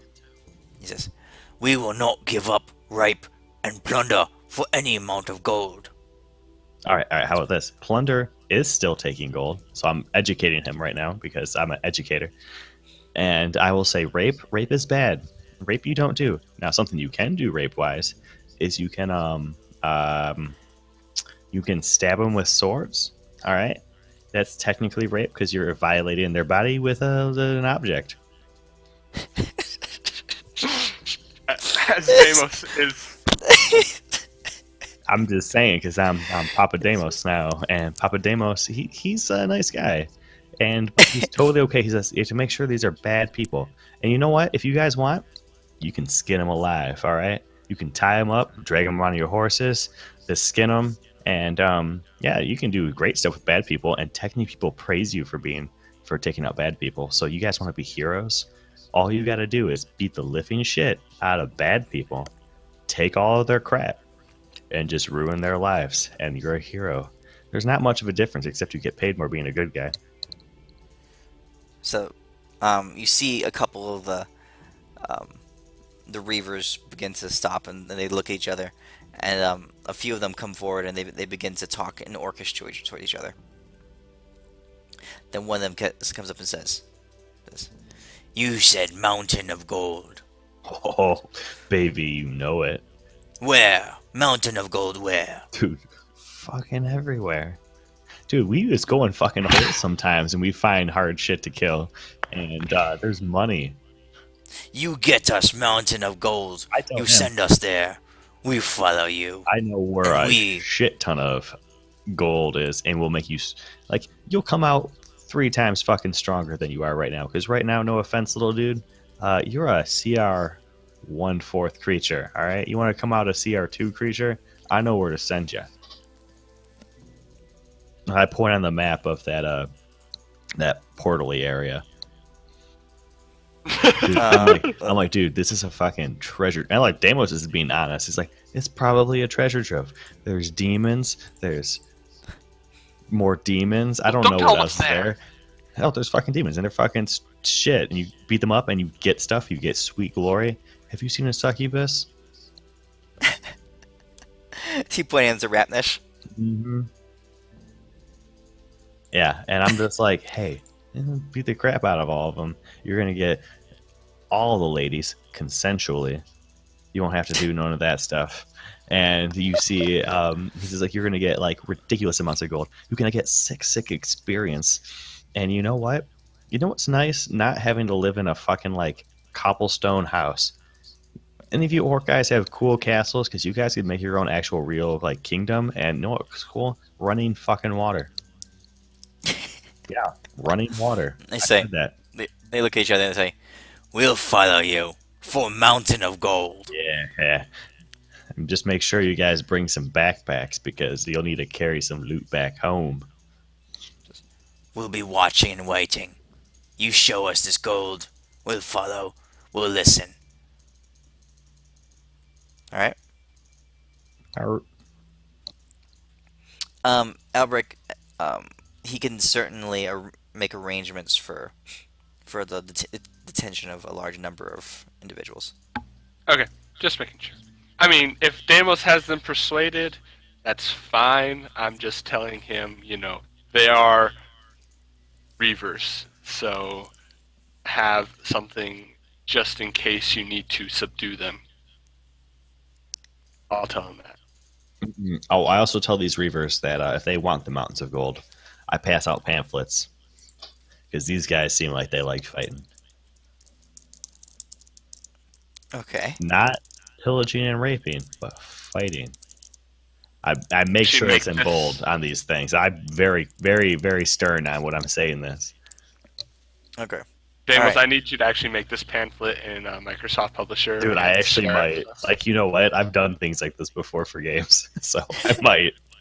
I say, for enough gold, we will listen to you. You not give us the gold, and we will be at odds. I also tell Owain if they seem to be getting restless, just send them north to where the gold is in Rapnish, and it'll be fine. Okay. Deep where the pirates are. Pirates have gold. Oh, that's true. I tell pirates have a shit ton of gold. I forgot about Whitebeard. Shit.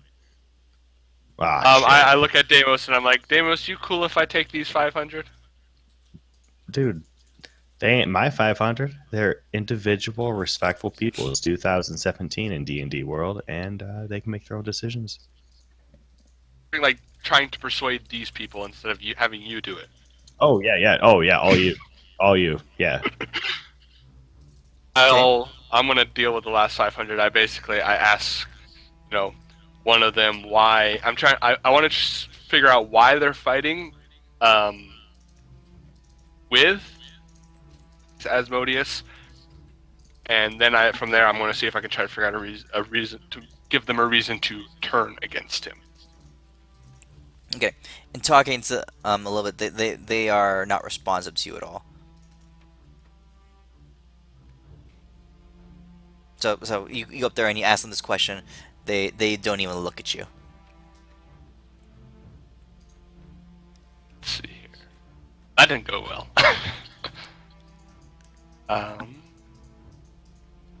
You try anything else?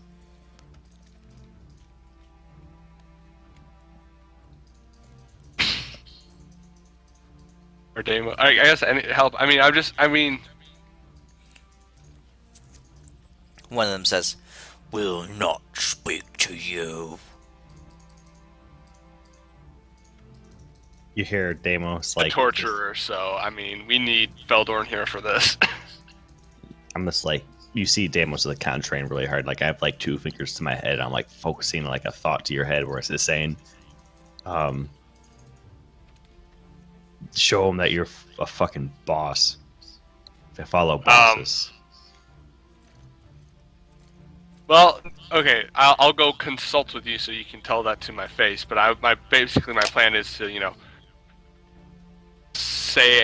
say to Owain in an area where they can hear that we're going to put them in camp, and it's not going to be it's basically threatening them with pseudo torture. No, we don't pseudo torture them.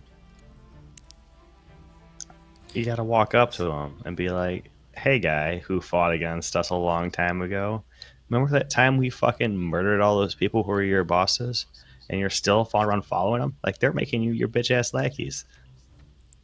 He says, Why are you doing that?" "Yes, just kill us. No, The Red God will be pleased." the red god's sucks.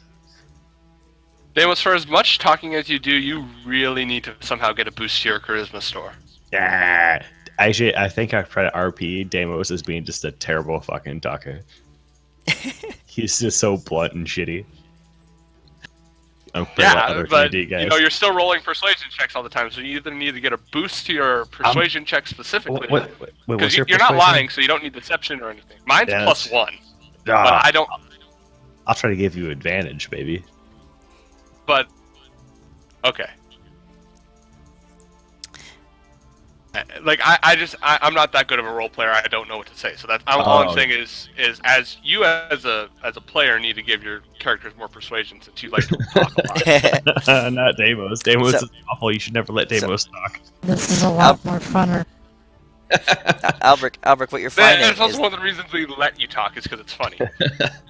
Albrecht, what you're finding is that these hardened veterans, their devotion to Asmodeus is religious.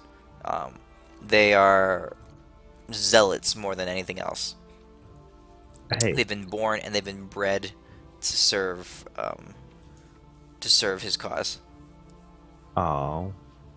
I pat one on Well, the head. I'll go to Owain and I say, I think they just need to be treated as POWs, but not in any sort of fanciful manner. Minimum to keep them alive, but that's about it. Oh, no. What would really piss Asmodeus off is if we take somewhat good care of them. Because they want to die for Asmodeus. They want to be sacrifices for Asmodeus.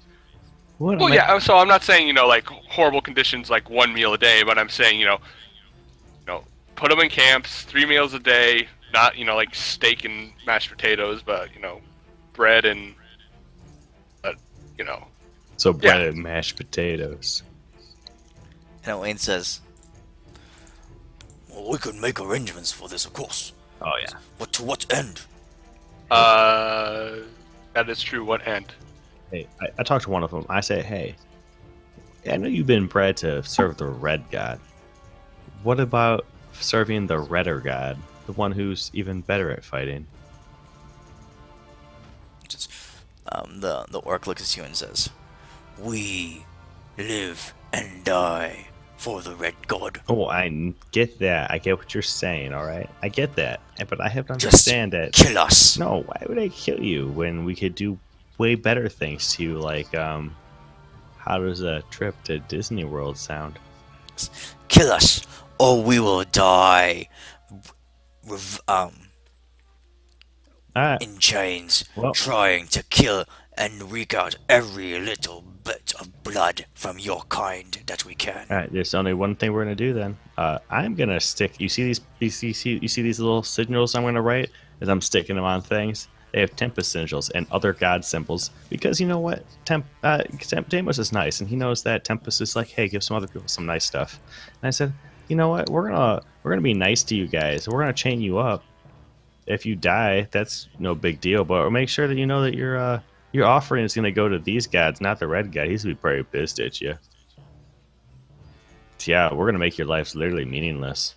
So So you're drawing symbols around them, and oh yeah, I'm just being like, hey, I'm just like trying to set up like a whole little thing for like other gods. Be like, hey, I want to make sure if these guys die, it's for you guys. It's for these gods. I might let no red god have no stuff, and I'm making sure they know it. roll persuasion with advantage. I'll be like, oh, sorry guys, it just sucks.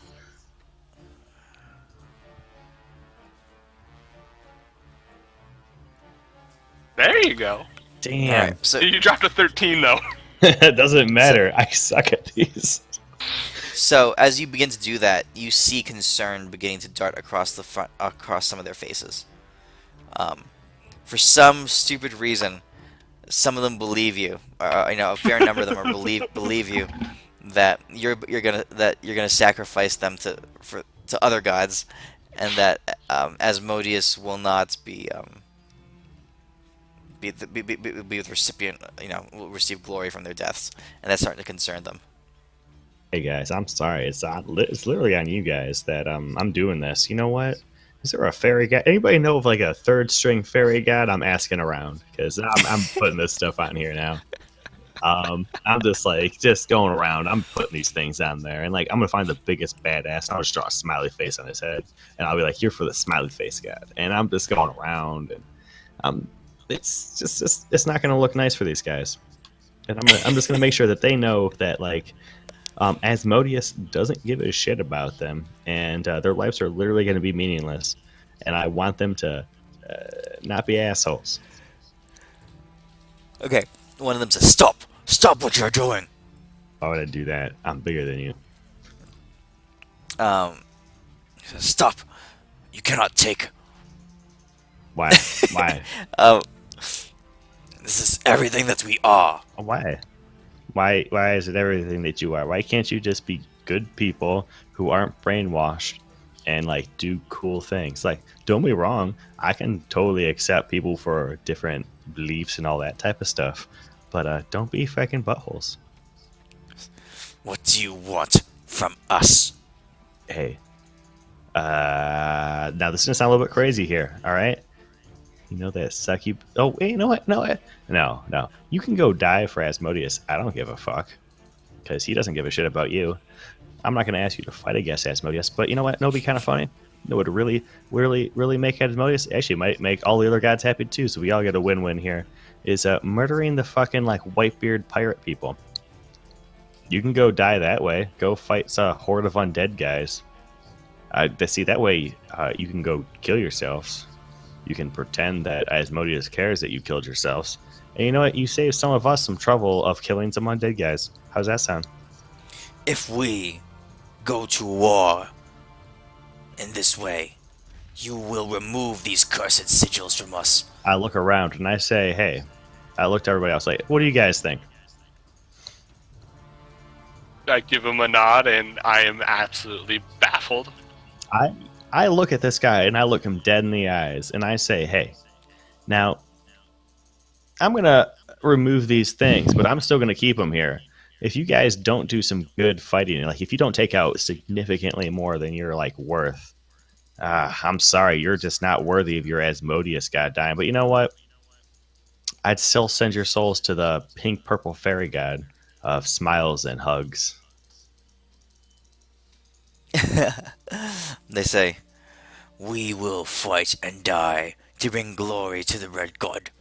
And he takes his claw, he takes it and he rakes it across his own neck, and blood begins to flow out. He says, our blood flows for him. Man, you guys Our are life fucking force crazy. devoted to him. He says, Why are you guys so insane? Like, seriously, guys, come on now. Wait, But, so is he killing himself, or is he just doing a Bloodletting, I'm Symbol. guessing. yeah, it's a bloodletting thing. Okay. But I How mean, deep if he you was going. if you guys are cool with it, I still am. I think they can go just beat the shit out of some like zombie dudes and die. I mean, Tamos is still. You mean like all of the orcs, or no, not just all of the them, these reavers? 500. Just these 500 guys. I would ones send the who can 500 hold in war. the reavers. Well, the Reefers are. They said they're going to probably stick with us.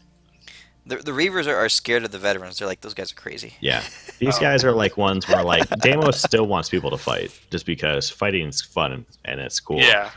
And war stuff. And Deimos is still like the more reason he said this, Deimos is still like 99% sure that all this war stuff, because he's saying them to go to this war thing, that Tempest is going to get some of the glory out of this, because it's the main reason Tempest is the reason this fight's going to go on. Okay. So the veterans are willing to go fight Whitebeard. The Reavers are willing to fight as long as they're going to get their gold, and they take mountains of gold. Yeah. They'll give up their ravaging ways briefly for a mountain of gold, but nothing less. Mhm.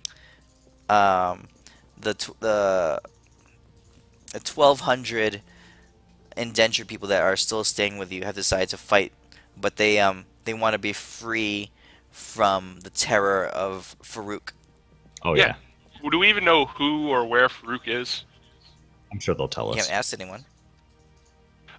So yeah, I think just send the 500 towards point them in the direction of Waterdeep and let them march. I think that's the best bet. Mm-hmm. And Owain comes up to you and says, if I may be so bold, he says, you plan to just release them? I mean, shit. They want to fight. yeah, I mean, they're What- 500. What is to keep them from simply returning to Asmodeus? Joining his cause. I got this. Good point, sir. You see Deimos go over, and you see him writing on a piece of paper in front of like these guys. He says, "All right, so we're thinking about letting you go. You're going to go fight these Whitebeard guys. Right now, this paper that I'm writing, this one right here, it is a contract, and I want all of you to agree, and I'll sign for you that you're going to go fight these Whitebeard guys, and if not, pretty much forfeiting all your souls to like, I don't know, some shitty. Oh, I'll give it to Glitter Gold. Glitter Gold wants your soul. I was gonna say King Oberon. He's the king of the fairies. Oh, don't. Oh, yeah. You know what? I'm still gonna say But glitter gold. Albric doesn't know that. I'm gonna say glitter gold some, and then I'll give some fairy god some. I'm like it's an 80-20 split. And I want to make sure, like, I'm keeping this like contextual. I'm just like, be like, hey guys, so this is what's gonna happen. I know you guys like to fight because you guys are butt shit fucking insane. So you guys are gonna go to this Whitebeard, and if you don't, unfortunately, according to these soul contract things, is you're gonna have to unfortunately go to give your soul to some other god. Okay. So they you see them look at you, and they turn to each other, and there's a little bit of deliberating going on. Deimos, roll me a persuasion check with advantage in the dice tower.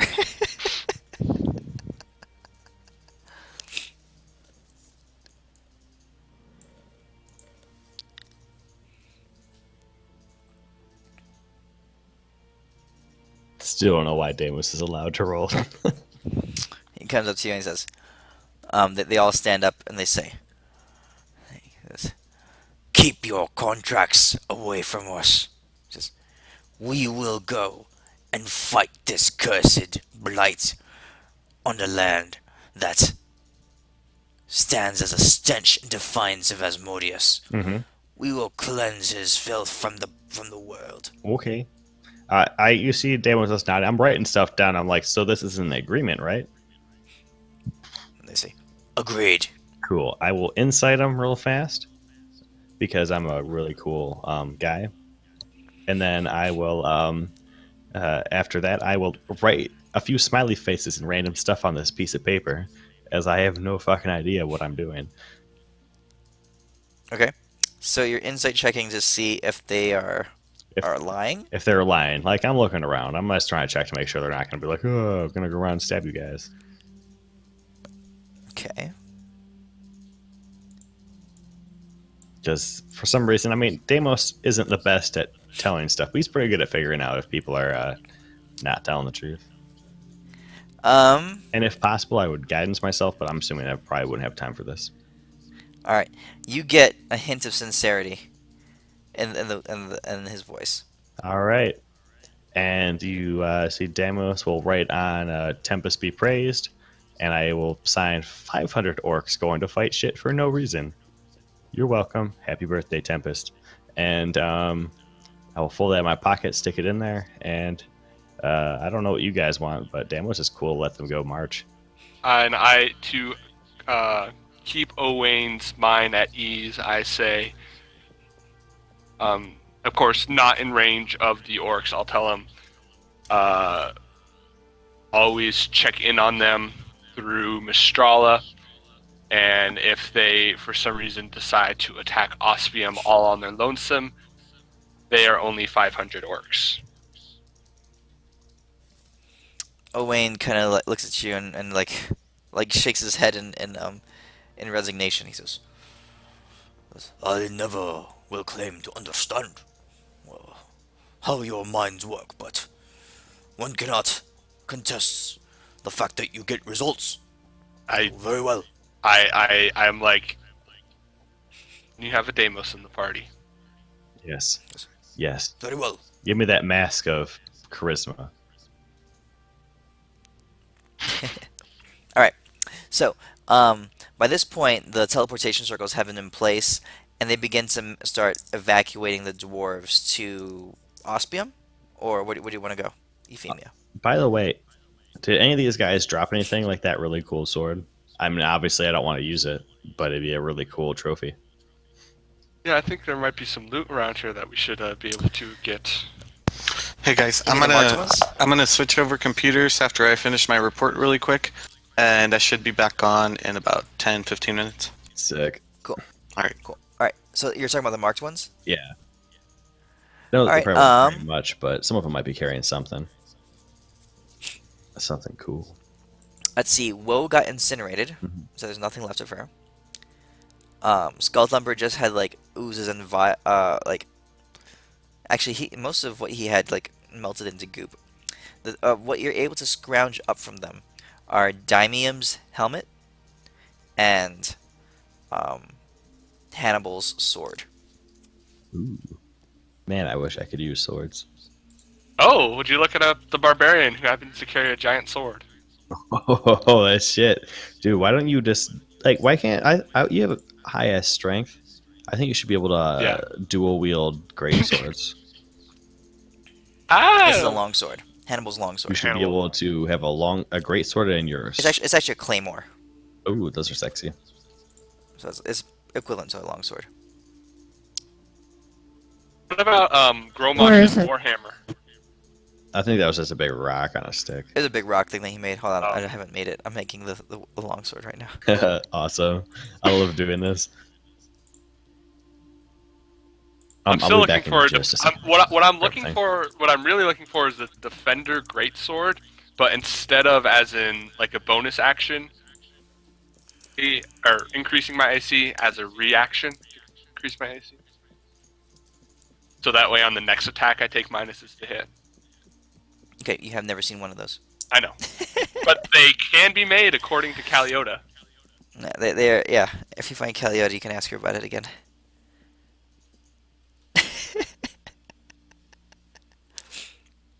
All right. So here, I'm gonna make up these items: the helmet and the sword. But you guys add them to your inventories, and I'll give them to you later. Okay. But yeah, so. Well, since Yeah. I'm the sword user, I'll probably make that. What'd you say? So, Sorry, I couldn't understand what Euphemia said. I'm probably the only one that uses long swords, I think. You are, yeah. I mean, it could be for either one of us. It just depends on what it does and whether you want it more than your Vorpal or if I want it more than my Flame Tongue. Swords. Okay. I technically use all martial weapons, but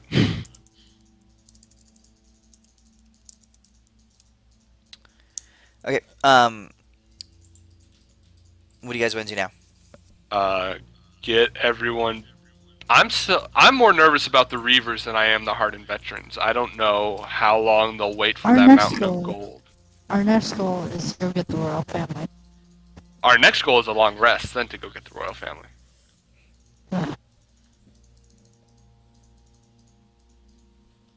Okay. But I'm wondering if there was, like all the dead. Oh, they wouldn't be carrying gold. No. There's not a ton of resources available. I mean, Yeah, you can okay. start, and it'd take a long time to start searching all the bodies. We're talking thousands and thousands of bodies. You're surrounded by, so the dwarves and the humans have begun to sort through and clean up and that kind of stuff. But it's gonna take a while. We'll just let them do that. Yeah. Otherwise, I think we should just head back to Ospium through one of the circles. I will tell Owain I would not blame him if Rivers become too rowdy if he just decides to imprison them. Don't know how you feel about that, Deimos, since you're the one who made them the promise, but For what? Mountains of Gold, and I'm going to tell Owain I don't feel enormously guilty if he decides but that's up to between you and him, really. Oh, I don't know. Rowdy from not having their gold. Hey, I mean, I'm assuming if nah, shit, I don't know if Dan wants to know, but the standard thing for Reaver things after you get beat, you're beat. Then you get a chance to pretty much redeem yourselves, and if you redeem yourselves, you're pretty much AO fucking K. So if we stick them in like a confinement camp type of thing like that, I'm pretty sure they'd be okay, at least if it's not for like an incredibly long amount of time, as we're hashing together the plans to send them somewhere.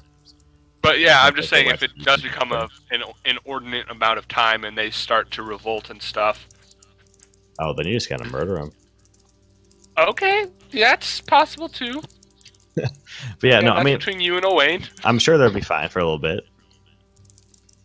I mean, they're just I'm they're- just saying what we've done is a temporary solution. yeah.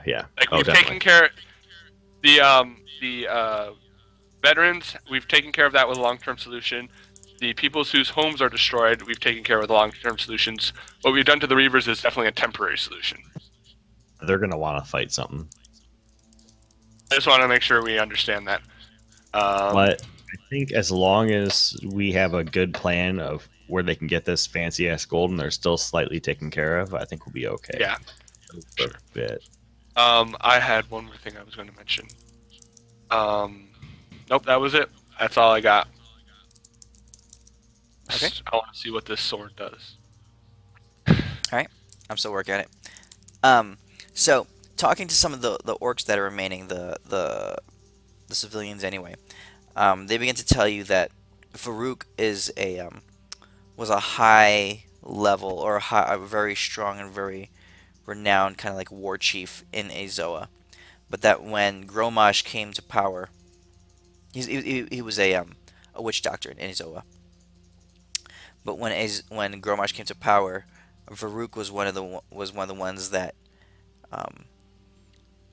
most quickly turned over to Gromash's service and was the one who influenced all the villages and basically told Gromash where all the villages were and the resources were and the leaders were in Azoa to quickly gain control of the orc tribes. Farouk was left behind along with a couple thousand troops in Westvein to hold the city.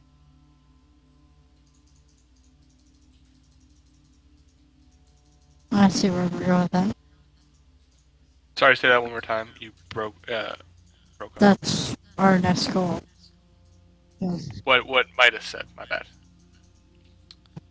Farouk was left behind in Westvein along with a couple thousand orcs to hold the city. Yeah, that's definitely our next goal. Well, that's where the royal family is. 2 goals there. Do we still want to make this Tom Clancy-like mission, or do we want to bring some reinforcements now? I think we do better alone.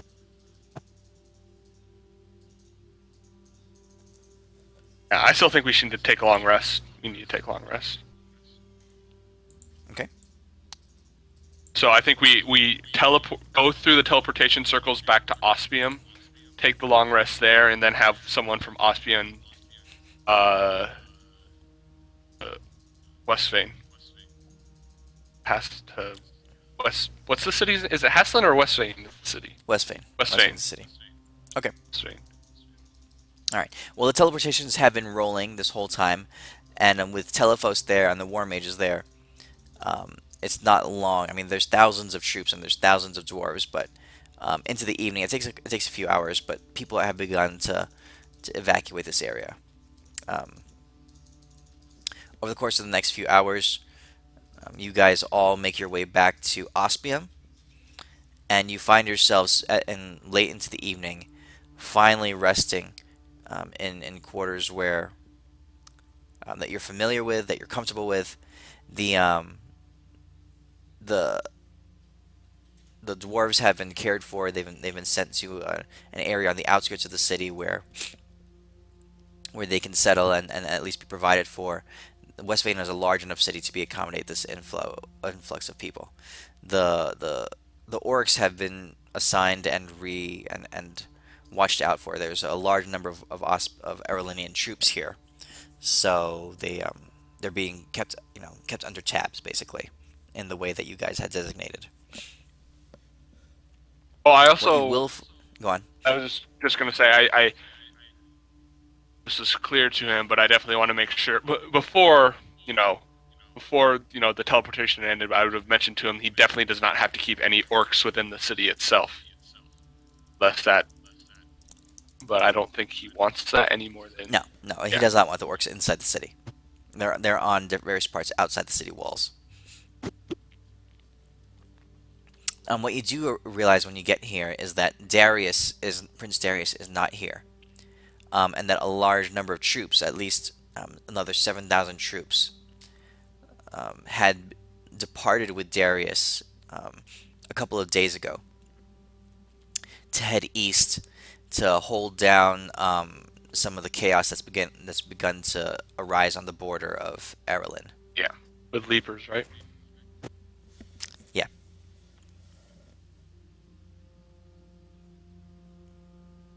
Okay. So unless there's anything else you want to do late in the night at Ospium, it is going to be probably, you guys probably collapse into bed, honestly, Yeah. out of exhaustion. So I'm just going to assume a long rest here. Quigley has traveled along with you, and Quigley has been a little bit distraught. His mind is cleared up, but he's confused. He gets to Ospium, and he's not able to find Darius, but the familiar setting has been able to at least pacify him. He settles down in his area of the royal enclave, and but he's been a little bit distraught and a little bit down because he's not quite sure. He can't even quite remember a lot of what happened. But the few bits that he does remember are shocking to him. He legitimately did some horrible things under the command of Gromash, under the influence of Gromash, and that has begun to torture him. Let's see here.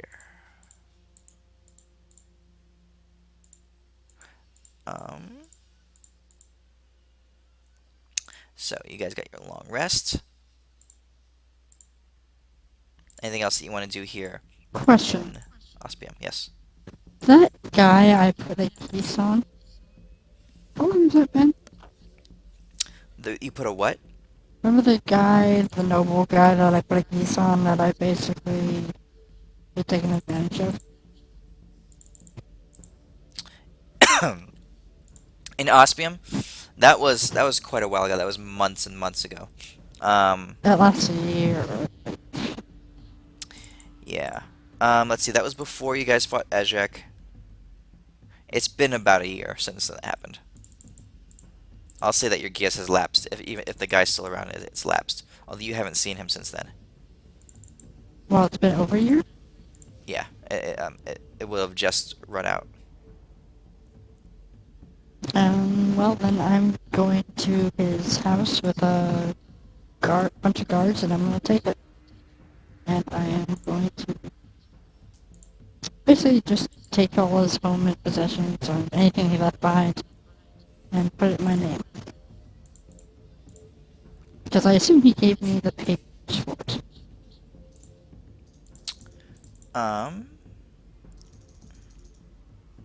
I did tell him to sign over everything to me. Okay, I remember. I was trying to remember what I had done with him. So you were in... So this is Ospium, right? When you guys...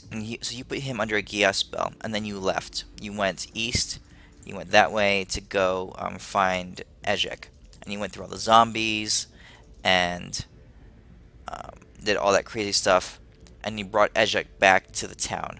And Ezek had set up multiple silos around town, and he had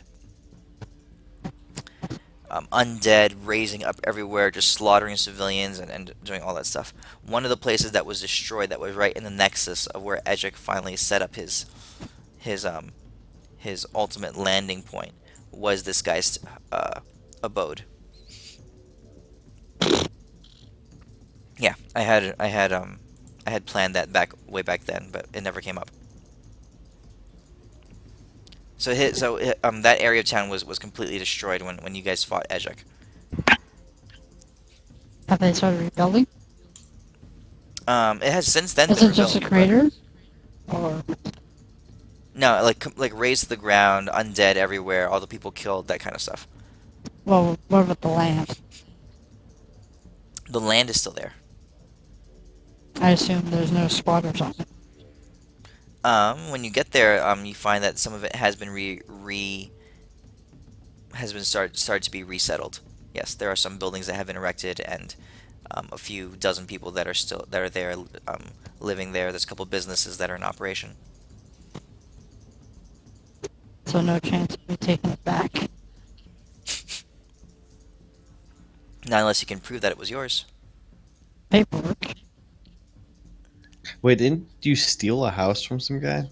That's what we're dealing with right now. this guy. Yeah, that's what we're talking about here. How is that not evil? I mean, I'm not judging at all He whatsoever. was an evil guy. Remember? He was Oh, the other okay, guy. okay. Never mind. Fuck him So- then, if he was evil. Well, he's dead now, probably. Yeah, he died. He died early in that Ejec's invasion of the city. If you want to try to regain the land, you can start that process up. I'll just... Can I do like a, simple inspection of the people that are living there now? If they're good people or bad people? Okay, yeah. Going over there, roll a perception check.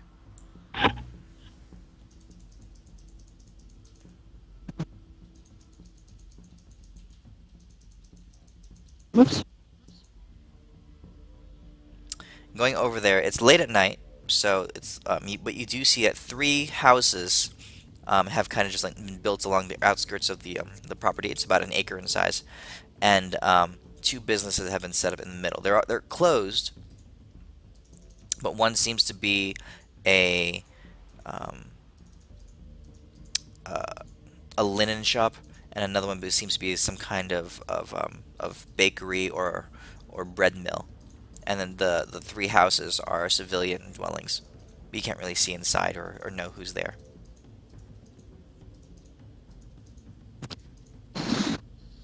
Okay, I'll just take the paperwork to, like, one of the royal, scribes. I'll have them parse out the land, the deed that I have for that land, and just give it to the people. Oh, okay. Cool. So I don't have to worry about it anymore. Alright. Good. So the next day, the tension in the air is a little bit high. There is a fair bit of concern, not necessarily about all the people that you've arrived. The city is used to you guys doing crazy stuff. But you see that the people are actually talking about all these evacuees and these refugees that are coming from the east. Villages have begun to be evacuated and sent this way. And they're talking about Darius and the grand army that he led off to the east to keep the royal borders intact. So there's concern along those lines. Some people are saying, and it wasn't just more than a year ago when we were swarmed with the undead, and now these vicious red creatures that we hear of that are strong and can tear apart 100 men. So there's the trauma of spending years surrounded by undead creatures and the terror that came along with that has not really subsided, and then it's all come back to the surface now with this new threat in their land. What do you guys want to do? Can I take some time and try to scry the living, the people that are still alive from the royal family in Haslin? Prince Tyrell was the one that you knew of, Mhm. and his mother were the ones that you had scried upon earlier, I believe. Yep. Okay. Yes, you can. Have you finished I- the swords, the items, by the way? No, I haven't. I will try to do that.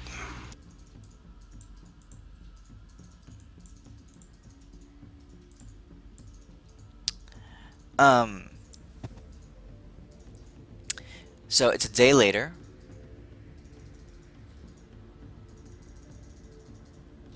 Okay.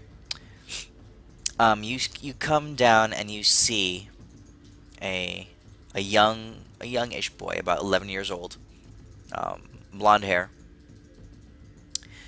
Previously, rich clothing, but it's all soiled and muddy now. He's hiding what looks like in what would be a cellar, but like underneath a staircase in the dirt, like underneath floorboards, that kind of thing. Mm-hmm. He looks terrified. He looks weak and tired. He looks hungry, like he hasn't eaten in several days. He's also alone. Oh shit. Guys, I think I might have to go do this if anybody wants to come with me. He looks alone. I don't see the mom anywhere. Yeah, So just we're gonna teleport straight into him. I'm down for that. Wait. Sorry. Yeah, okay, yeah, I'm down. Yeah, I think we should just teleport straight to him.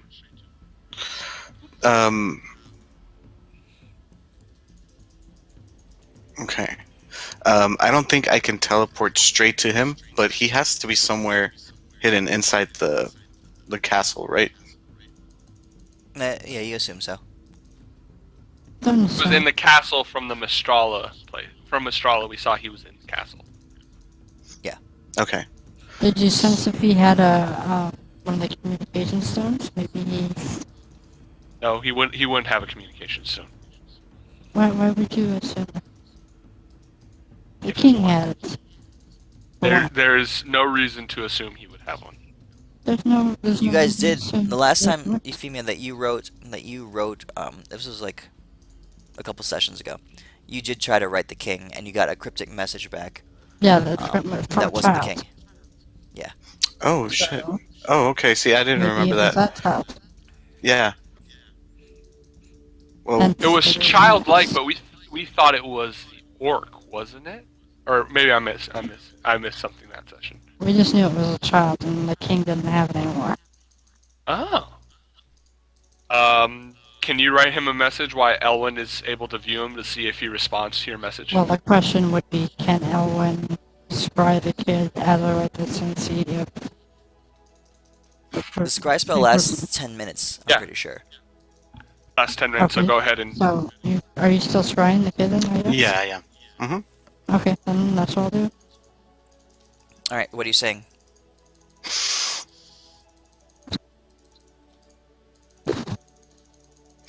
I'll be honest, I'll say we're the king's agents. We're trying to reach him. Who are you? Okay. So this is like a text message, basically, on this sending stone. And it can only be used one way each day. Once per day. Elwyn, They you can see, still reply right at the Yeah. same time. you see the boy just kind of like curled up there in the dirt. Just very few light streams of light coming in around him. You swear that you see it like a rat just kind of like rush by near him, and as he's curled up there, you see him like just stir for a second, and inside his hand he opens it up, and revealing to you, you see a small round object, and he whispers at it, and he says, and Euphemia, this is what you hear.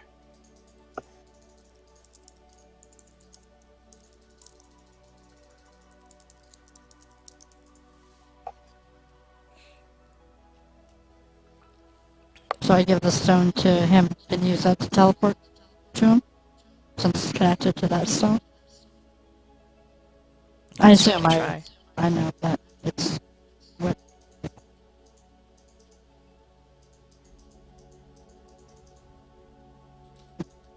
Elvin? I will try. Yes.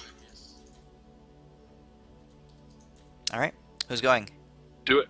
All I'll of us. go. I have no reason to. Any chance you can just pull him here? Or do we have to go there? No, we have to go there.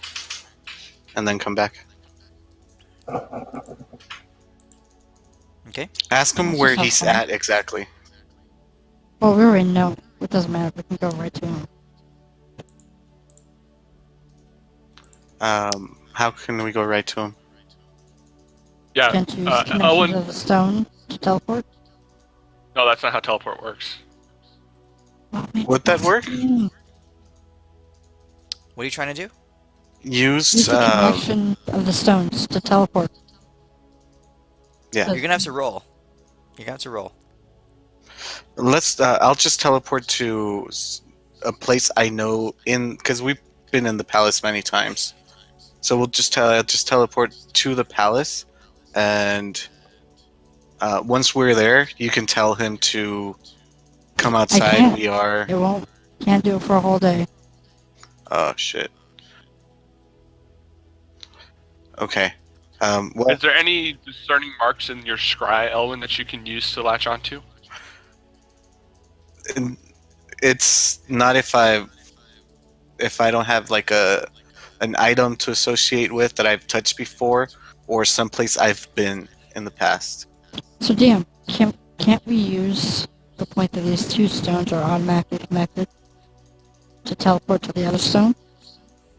That's You not how can try. teleport works. Stop That's all I'm saying. You can telling me try. what the DM is supposed to tell me. Just let him figure that out. You can Well, try you to do know whatever what? you want to try to do. Here's his answer. That's his answer to everything.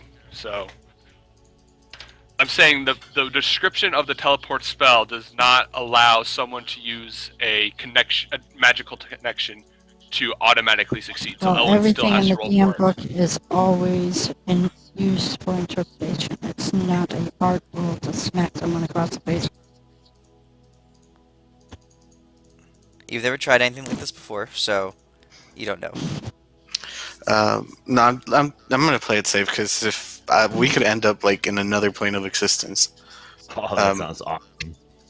I think we should try. I'll even add in my own magic into it. We can do a combo spell. See what happens. That's what I say. Or we could play it safe and wander around a random place for a while. Whatever you guys want to do. I'm down for whatever. I would like to wander around. Okay. Yeah, well, Safe, I'll right? just teleport to the castle. Whoever wants to come with me. I'm down. All right. So, where in the castle are you teleporting to? To I know we've been to the throne room a few times. yeah, we'll start off at the throne room. Okay. Um, Sorry, guys. as you're gathering up there, so it's just the 5 of you going. You're the ones who are kind of like congregated here. I think he Um, should be with us. I'm getting light, by the way. You're bringing light with you. Yeah. Okay. All right. 1 second here.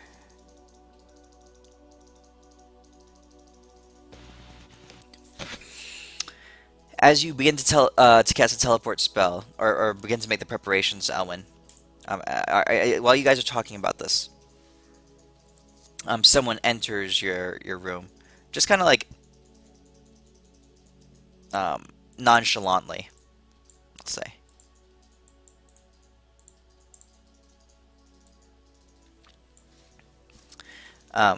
You're not even sure how she got there.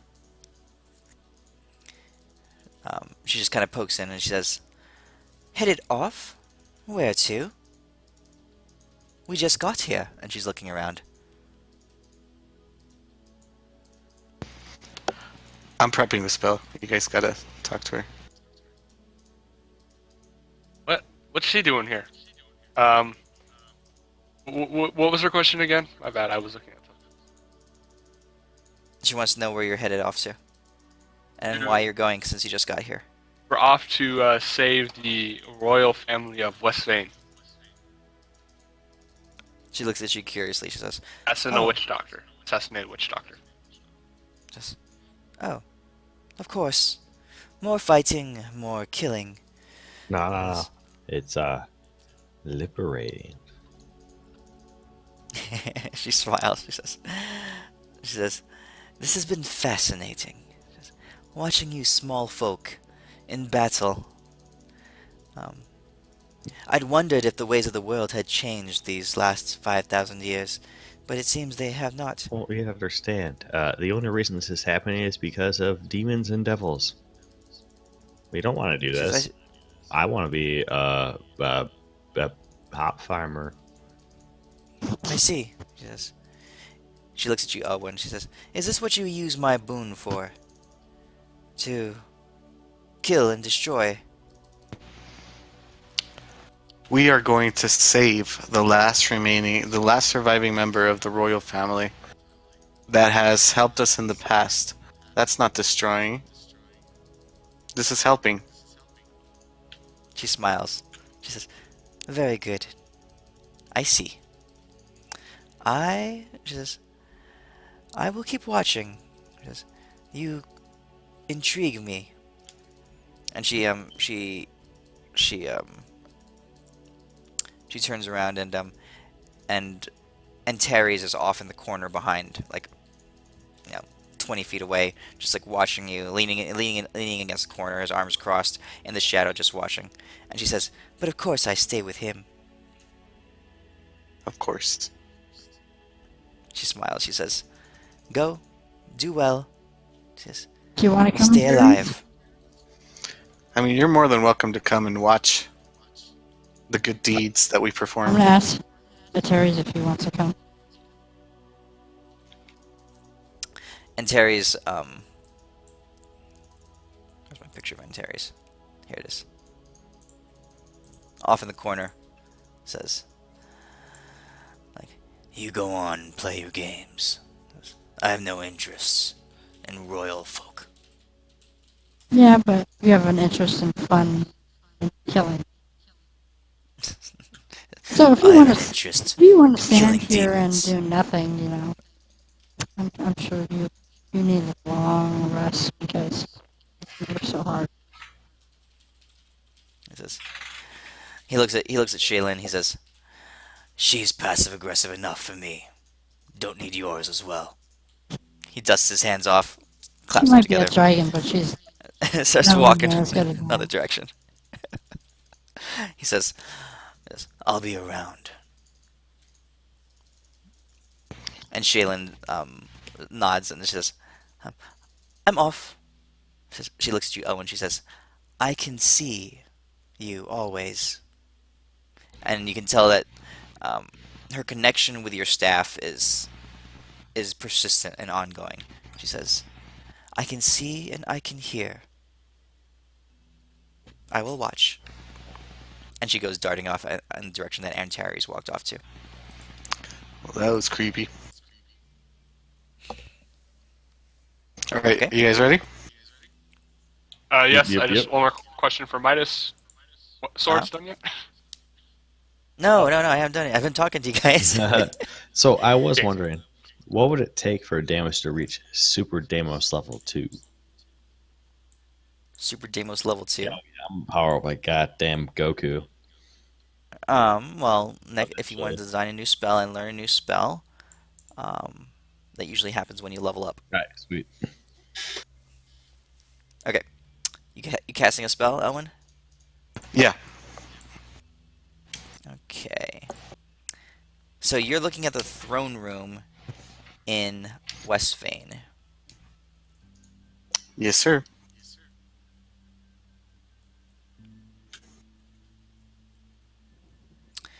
Okay.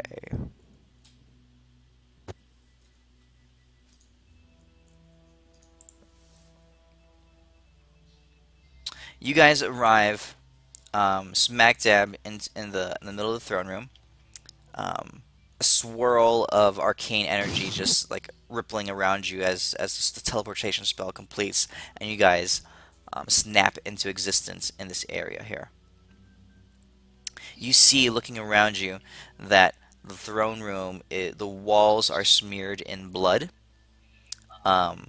There's evidence of chaos and a great conflict that happened here.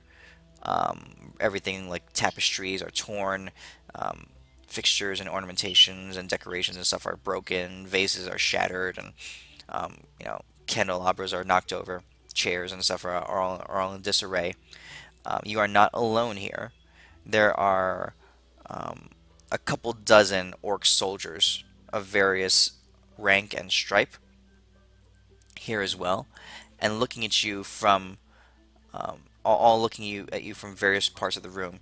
And there, mixed among them, is a particularly hawkish-looking individual. Doesn't look full orc, but he does have some of those distinctive marks in his hands and in the curl of his eye that indicates him to be some kind of half-breed of an orc.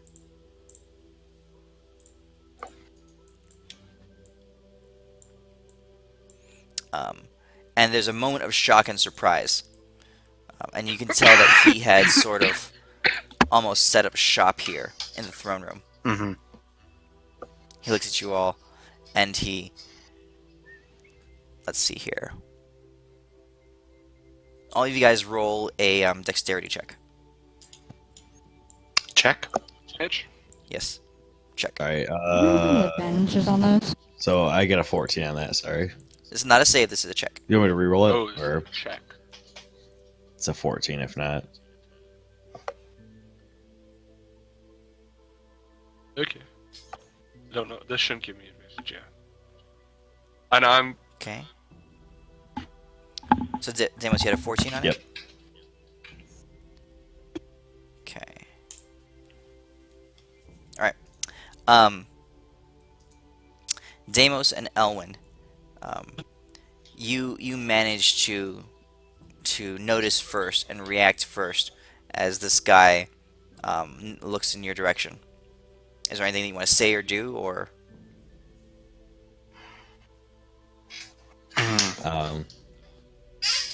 Yo, bro, what you doing? Okay. Do they look hostile at all, or are we like completely surprised one another? You guys are both surprised. They're surprised as well. They are, like I said, there's the soldiers and there's this guy. You can see the runic symbols hanging off of his clothing. As he's decorated with odd, taboo like decorations and things hanging on his belt, weird fetishes and all this stuff. He's not a normal looking dude. Okay, I am gonna say because I'm pretty sure it's like, oh shit, we all of us oh shit each other, and Mhm. I'm gonna say, stand down. Your army is destroyed. Your leaders are dead. You do not want to join them. This individual, he looks at you, a sneer of confidence across his face, as he holds out his hands because his guards had gone for their weapons. He says, "Stand still." He looks at you all. He says, "I know you, and the fact that you are here now would seem to indicate that Gromosh failed." He says, "I want nothing to do with you or with Gromosh's legacy." He says, "Perhaps we can reach an accord before more have to die." Well, I'm glad that you are willing to speak, and I think too much blood has been spilled these last few months. Let us talk. What are you doing here? He says, "I was tasked with maintaining order in this city and acquiring more resources for Gromosh." Well, I am happy to inform you that there will be no more need for that, as Gromash and his fellow generals are dead. I do have a question for you, though. Just speak. How much of the city, how much of the population is still living, or is everyone dead? He says, "Many thousands we kept alive." Oh, that is good to hear. Well, if I look back to the party, well, I think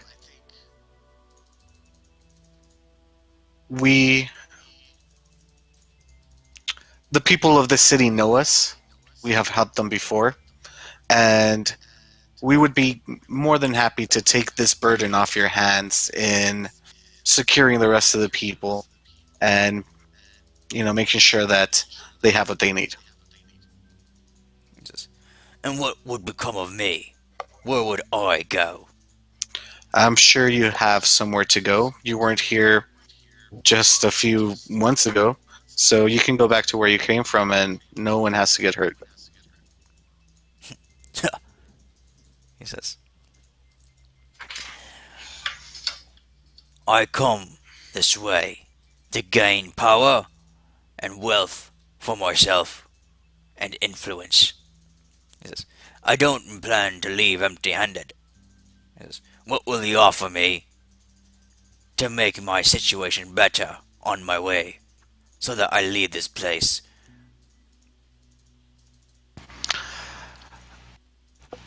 I don't think that you're in the position to ask for anything. I'm saying we should part ways peacefully, and you go on with your life, we'll go on with ours, and everyone's happy. Let me put it this way. He says, I'll go, sure. You get your city back, sure. I happen to have knowledge of where some of the important people in this city happen to be at this moment. And what would that knowledge be worth to you? And a lot. The lives of these important people? It's worth a lot. I think so as well. Speak your price. I pull out my coin purse. Walk over. I'm like, here's your coin purse. I said, I don't know how much you want, but I have. Let me check my inventory. I think we're all pretty broke right about now. I'll throw down. I'll hold out 2,000 gold pieces. Is that a lot? I don't know how much a lot is. I'm Deimos. Yes. I have been in the process of securing for myself 5,000 slaves Oh, from shit. amongst the human population in this city. That's badass. Now I assume that you people will not allow me to take these slaves. How much does I slaves wish cost? to be compensated How much? for the loss Well, of that resource. How much do 5,000 All right, slaves hold on, cost, hold on, bro? hold on. No. Bro. We can give him his slaves. How much does it cost? Well, and it's fast and easy. You want to pay this guy for people he enslaved? Yeah, walk over and we're like, hey, dude, he's did his work. He's done his stuff. He would have got this thing. And we don't want to cause any problems, right? Right, dude? Agreed. All right. I walk over. I'm starting pulling out my money to him. I'm just like, I don't know how much I have. I walk over. I'm like, I'll let him count through it. I'm like, I got like 600, I don't know, 6,000 goldish. What do you guys do? I'll tell you what. You said 5,000 slaves? Yes. I will give you 10,000 gold. Two gold pieces apiece. And you will leave peacefully. No, I'll up that by 2 gold pieces that's apiece. 16,000 And you gold are for lucky Antonio. that dragon lady just told me not to kill everything I see. He says, alright. What would the queen be worth to you? Ah, shit, you're right. Ah, fuck. How does Okay. 100 platinum Hold pieces on, hold on. I am going to say, look, not only am I letting you leave here alive, but I am offering you 10,000 gold pieces. Don't try my patience. Hey, dude, here, take You this guys money. will Take this solve money. Hey, this now don't before I intimidate talk. him. Because you see, Deimos is right next to this guy, and he's got like money, and he's just like, hey, this guy, he's got us by the balls right here. All right, he's got guards, he's got everything everywhere. Let's just pay the man. He'll give us the information. We'll leave, right? Deimos, I'm gonna look at Light. Wrestle Or him, light. wrestle him to the ground.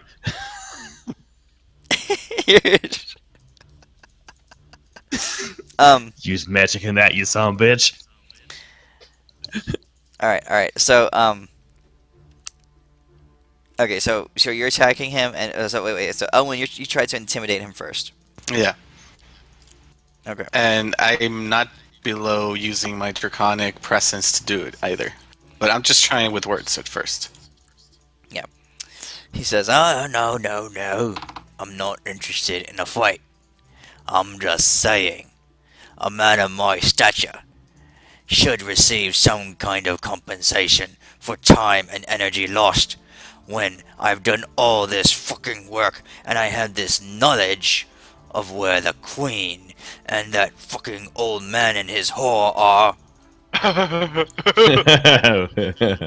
help myself. How I do you giggle a little keep bit. and old I man? expect to Keep be the old paid man. for this." And we'll let you live. Just take him. Wait. Nab him. Does he look like a spellcaster? Oh, I'd anti-magic field the shit out of him. I'm gonna wrestle him to the ground. but at this point, his guards fair have enough, kind of fair like enough, yeah. convened around him. So there's there's like a couple dozen, like 20 guards in between you and him T- in the throne room. It's a 20 dozen. Not 20 guards, Oh, a couple I dozen. was like, 20 oh guards. shit.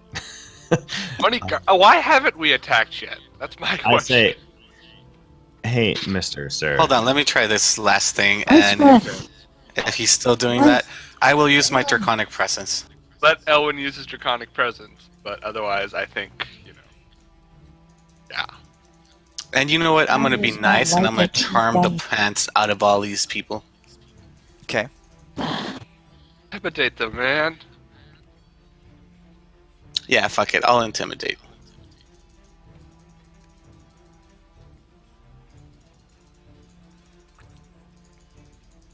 DC 24, I think.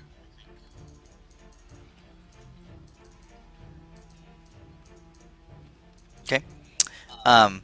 25. He puts Sorry. he puts his hand up. He says, "Hey, you have me." He points to his guard. He says, "Drop your weapons. We are not to fight." The guards look at each other and they, Elwin, as your aura of intimidation is flooding the room, they don't hesitate. They nod, and they take off their weapon belts and their swords and their spears and stuff. And they drop them to the ground. He says, "I am a businessman." He says, "Me and mine are leaving, as you can see." Okay. Don't forget your gold, and I'll hand him 10,000. Fuck that shit. Fuck that guy. Oh, beat the shit out of him. No, you don't get no money. Break his face off. "You gonna attack him?" No, fuck this guy. Like, this guy is. He wanted slaves. By the way, He's I'll slap him in his face. I'll walk over there, anti-magic field him, and I'll start just going to town. on him. as you walk over in his direction, he's looking at you, and he's not intimidated by you, Damus. He's intimidated by He should be Elwin. intimidated by Damos. Damos is a friendly, happy man. He says, he looks at you, Damus, and like the respect and the accord that he had with Elwin is not there for you. He just looks at you with like disdain in his eyes and like a sneer on his lips. He says, "You lay one hand on me, and my men will gut that queen. Oh, that'd be Let her blood flow in the streets. yeah, that'd be a bad idea. Now, wouldn't that be? It's gonna- You'll not touch me, you No, I would not. pansy." Why would I touch Little you? You're wallflower right. pussy. I don't even have no balls. I just got little flowers there where my gonads should be, and I'm gonna anti-magic feel the shit out of you. I'll rescue them from the ground, beat the shit out of you, I'll fuck you up, you piece of shit. Tell me what the queen is. I'll fucking give you back one of your arms, and I'll beat the shit out of you. And I'll slap your ass. I don't even fucking care. So you're jumping him? No, I'm jumping. I'm just gonna straight up just like raffle stomp this guy. Like I'm gonna keep him alive, but this is Damos's lockdown mage move. I'm gonna put those. Alright, you cast anti-magic field. He starts running. The guards start running as well, in the direction that he's running. Oh, I'm chasing some bitch down. Alright, what are you guys doing? I'm kind of just So laughing and handle. He 20 took guards his on my gold own. pouch, by the way.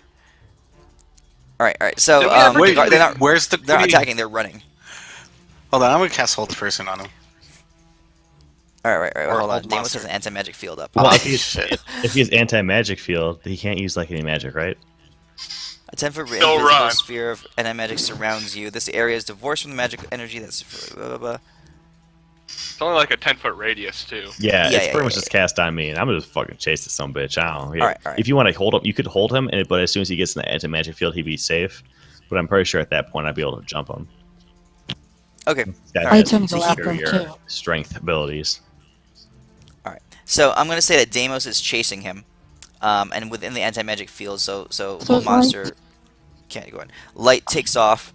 It's kind of crowded in here. There's enough ceiling for Light to get...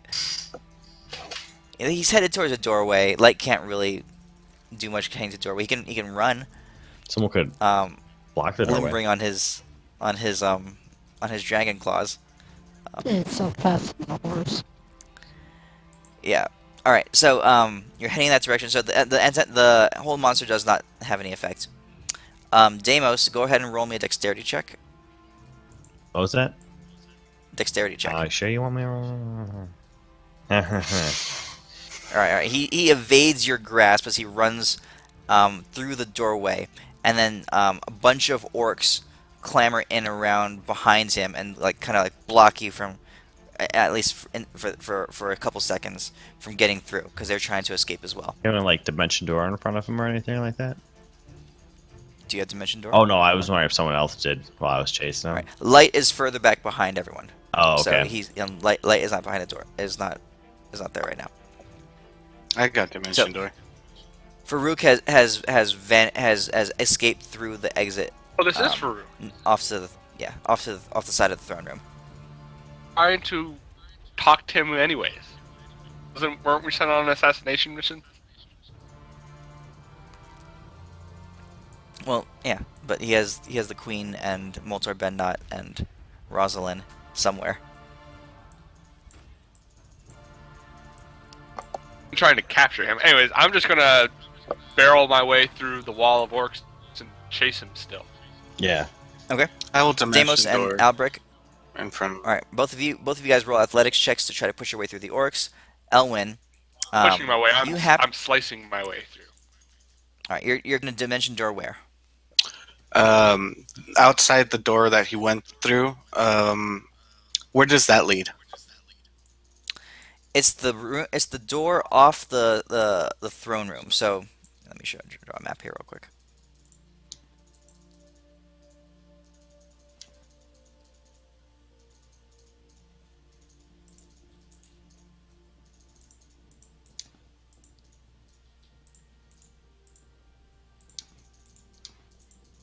Okay, so you guys can. So this is the throne room, right? This is just a rough draft here. The actual thrones are here, and there's all the decorations and pillars and stuff throughout the room. You guys kind of drop down in this area. Farouk was standing here, ish, and his men were kind of like in between here. The king's door, private door, was off to the side behind the throne. All right, that's what he kind of ran off through. So Deimos, you had moved. You're the first one to head in his direction. You are here. There's a handful of orcs in between you and the door, as they had started running off in that direction too. Euphemia, you and Light are further behind. I don't have Light's token here right now. All right, so that's kind of how it was. And Albric, you're kind of in a similar spot with Euphemia. Right around here. Okay, so he had jumped through the door. He's gone. He's exited through the doorway. Elwyn, you have never been back past that doorway, have you? Um, Hold on. Were you guys here when... Elwyn, were you there way back when you guys stopped the slot invasion? yes. And I remember we chased the Oni through here once too. Yeah, and you guys had gone back there to the king's private quarters when Balinar asked him, someone asked him for a sword or a weapon of some kind. Yeah, and he offered us a short sword, Holy Avenger, or something like that. Yeah. Okay, so you have been through that door. Mhm. All right, so you know that it branches off into a narrow hallway that juts off this direction. Okay, so I will dimension door about 50 feet down that hallway. Okay, so Elwyn pops in here somewhere. Yeah. All right. Okay, you appear in this hallway. It's fairly dimly lit, and you see, looking back the other way, rushing down the hallway. He's not even looking down at you. His eyes are turned back, and he's rushing back the other way. But he almost runs into you. Is Farouk? I'm gonna try to grapple. I'm gonna pull a Deimos. Oh. All right, all right. So he slams on into you. Go ahead and roll your athletics. Oh good god, this is gonna suck. Come on, natural 20, yeah. just like before. Hold on. Lucky. That's his check.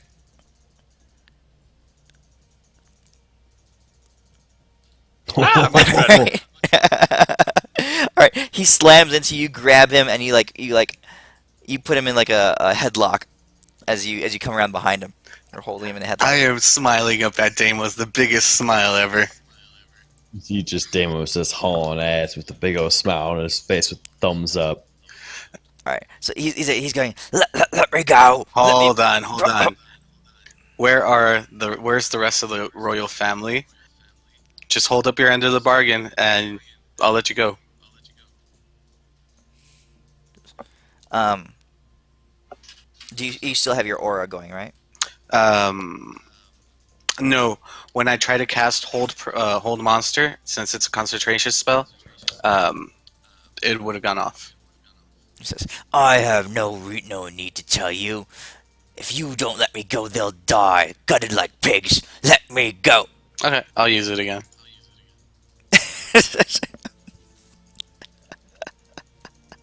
What's the save? Wisdom save. 24. I mean 25. Yeah. All right. He as he says that, you impress your aura of authority around him, and the dragon presence just like fills the room, and you can see him cower down. As a once proud man, but just like overwhelmed by your force of will. He says, "Okay, okay." And he says, "If you let me go, you swear." I do. "In the guard tower, I'll have me men there, tied them up, held them. I told them to cut them like pigs unless they hear from me once every half hour." Okay. Well, then let's go get them, and I promise I will let you go as soon as they're free. You can see him like gritting his teeth and just looking at you, but he doesn't have the will to resist. At this point, Deimos and Albert come busting down the hallway. A bunch of orcs just like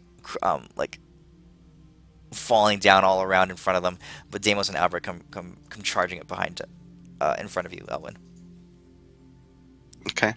I put up a hand and I say, "Wait, he's going to take us to the queen and the rest of his captives, and once we have them, then we are going to let him go."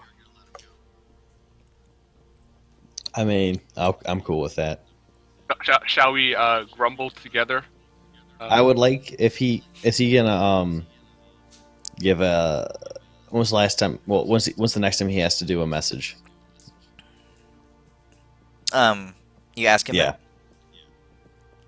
He looks. He thinks for a second. He says, "Soon, very soon, within the next 10 minutes." Well, then let's hurry. Yeah, because if that happens, they would hate to see this bad stuff happen to you.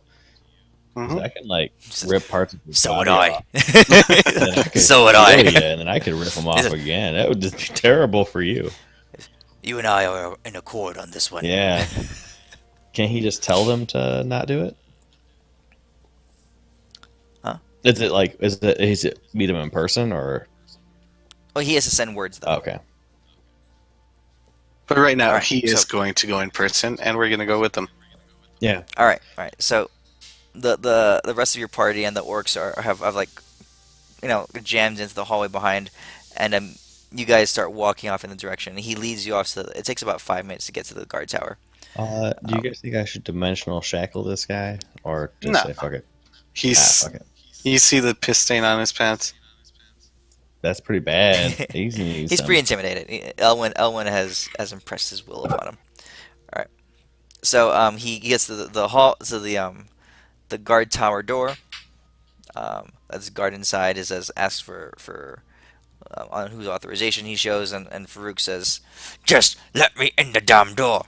And the guard says, "Okay," and he opens the door up, and inside, in one of the inner chambers in the guard tower, you see an imprisoned Moltor Bennot, Mm-hmm. all beaten up and haggard, his hair all wiry and scraggled, and it looks like he hasn't slept in days. He says, "Oh, my saviors!" He says, "I am so grateful to you." Um, and in another cell is Rosalind, and she's likely in a very smudged and dirty situation. And in the final cell, you find the queen. You know, middle-aged woman, about 45, 48 years old. Her robes are like dirty and torn and everything, but she looks like she's been kept fairly safe. She does look like she has not eaten terribly well, and that there has been some kind of interrogation, as they have been trying to find where the prince was, but she wouldn't tell them.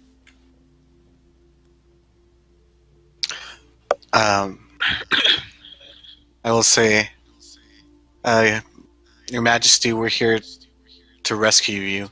I have seen your son. I've scryed on him, and he doesn't look like he's in good shape. We need to get to him very soon, very quickly. Do you know where he is? I'm Queen Corinna Haas. Turns to you. Her face was stoic before. It's like she's suppressed all emotion, and she looks up at you, and a tear just drips down the side of her face and streams down the side of her face, and she says, "You're here for Tyrell," she says. "Please go to him. The poor child has been alone in the dark. Go to him." She says, "He's a secret door in the floor beneath the wine cellar." She says, "Small, tight space." She says, I used to play there as a child. No one would ever know about it." She says, "It's in." She tells you exactly kind of where. It's a large wine cellar. She says which room it's in and which rack of wine, which basically wine barrel it's sitting under. Okay, and I will also tell her, we have made a deal with this guy. We are going to let him go, and we did that in exchange for him, pretty much for your lives. And I plan on honoring that deal. She shudders a little bit. She says, "If Night, Euphemia. Thanks. We're just about done here anyway." She says, "He cut my husband's head from his shoulders and hung it from the parapet on the top of the castle." Oh, see, that is something he failed to mention. She says, "That piece of filth tortured me and did everything he could to me to make me betray the location of my son.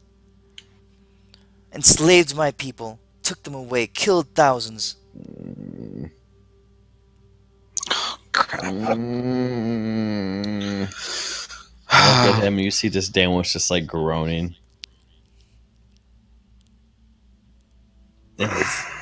You see Damos pulling off these handcuffs. They look really epic, except they have a little bit of pink fuzz around them. Farouk looks at you, he shrugs his shoulders and says, "Aye. Yes. I did what I was told to do. Yes. You understand? Yes. Now, may I go?" Emotionally shackling him real fast. You're gonna shackle him? Shit out of him. "What is this?" He says, "We had a deal." We have a deal, and the deal's going to get made. We just want to have some information. As you see, Damos is slowly still groaning and carving in a symbol on him. Doesn't even hurt that bad, does it? Wait, you're carving a symbol into what? Oh, I'm carving a symbol into his skin. Where? I don't On his know. fucking face. Yeah, pretty much. Just, What are you putting on his face? Mean. You see, I'm just carving a tempest. You guys are pulling. If you guys are pulling like Inglorious Bastards. Yeah, pretty much. exactly. Damos wasn't know this guy is like how fucking evil he was, and like Damos okay with it, like being like, hey, you know what, you gotta do what you gotta do. But after that stuff, I'm just like kind of like slowly just kind of like, rip the side of his shirt off and just start scratching like a fucking like big ass fucking burning symbol with my gauntlets and shit in there. And so he starts screaming and shaking. "Ah!" I put my hand over As his his mouth. skin is like I'm like, shh. his skin is burning. You smell as you're slowly carving, burning this element into his arm. You hear him. His eyes are wide, his like bloodshot, and he's trying to. He's screaming. You're just keeping your hand on his mouth. All right, Alvin. Hey, if you lie to us, this symbol's gonna go off and just fucking incinerate you. I mean, obviously you wouldn't lie to us. Okay, he is genuinely shitting himself right now. I'm gonna ask Moltor. I'm gonna say, hey, do you have a Geas spell scroll somewhere around? He says, Moltor is like rubbing his head a little bit. He says, I, in my library, of course. Oh, would you mind if I have it? He says, assuming my library is still there, of course, I would be happy to give it to you. Excellent. Let's go find it. Okay. It's a trek across the royal palace grounds, but you guys head in that direction. It only takes a few minutes, and his library is indeed mostly intact. He rummages through, and there's been overturned bookcases and stuff. Real quick. I would not want to miss this for the world. I'm going to go find the boy and bring him back to his mother. Oh yeah. About that, I yeah. was gonna say- What? Come on. We were torturing it, guy. Okay. I'm going to keep my eye on his orc guards to make sure they don't do anything shifty. All right. So you head on down to go do that. You encounter other guards along the way, but either through intimidation or overpowering them or something like that, you manage to make your way down to the wine cellar. Albrecht, you do this. You shift aside this heavy wine barrel that's on top of a well-disguised trap door in the middle, or door in the floor in the corner of the wine cellar. And down below, you find a very scared, very weak Crown Prince Tyrell. I've never met the guy before, have I? I don't think so. The orc. He looked like a dwarf. He comes out from down there. Yeah, you actually had to carry him out. He's pretty weak. He says, "Sir, are you?" Says, "Are you here on behalf of my mother?" I am going to bring her to you and make sure nothing else happens to you. Says, "Oh, thank the gods. I was so worried for Mama." And then he begins to cry. Okay.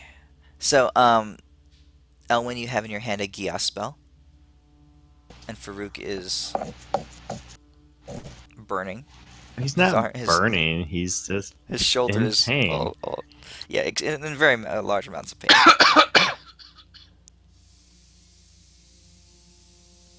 Okay. I was just gonna, yeah. I'll set him down.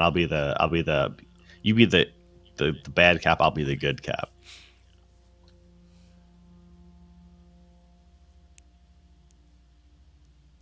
What are you gonna do? I'm up. Okay. Hold on. I'm thinking how to word it. Man, these fingers look really easy to pull off. I tell him.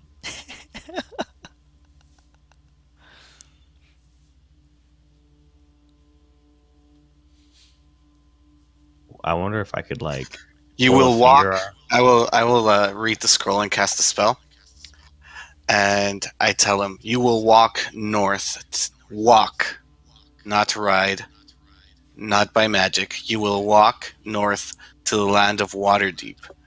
And all along the way, you must help anyone in need without taking payment to atone for your sins. Okay. As Deimos says, you're holding him in place. This spell takes a full minute to cast and to channel. And you're basically holding him and forcing him to look at Elwyn. And Elwyn, through the power of your draconic aura and burning this the spell scroll of Gias, you impress deeply into his mind this command, and you can see it burning into his consciousness as the spell is definitely overpowering his ability to resist. He nods his head. He says, "Of course I will. Okay. Why would I not?" All right. And this is just a suggestion, no magic behind it or anything. I will tell him, if I see your face again, and I know that you have caused harm to someone, I will not kill you. I will take your hands, I will take your eyes, and I will take your tongue. And I will take you to my castle, and I will have people keep you alive until you die of natural causes. he says, "Oh," he says, "Well, he says, I know what that's like. Done it to a person or two in my life. Definitely wouldn't want it done to me."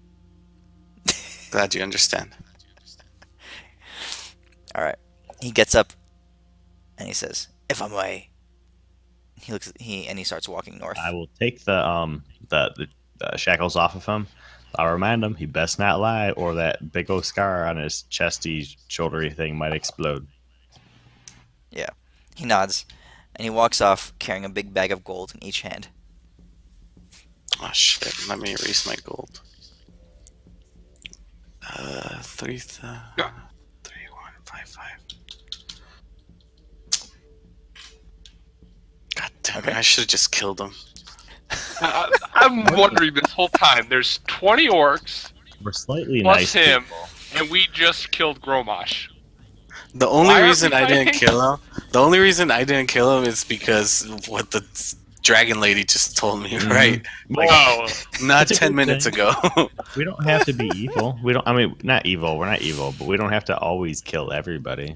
I mean, if he helps people along the way, Well, now he it could has be to. like he might have magic. He could probably like help like a village or something with undead shit. He was a fairly mid-range spellcaster, like a level 11 or something like Yeah. that. Okay, so as you guys now have established yourself in the city, it doesn't take long with Farouk gone to sway the remaining orcs to either run away or to surrender to you, in a similar fashion to how you did the other party of orcs, the other 4,000 orcs. Oh, wait. Could I have taken, like, some of his hair or something? Sure. Okay. Sure. I give you a. Yeah, you lop off his beard. Yeah. And you're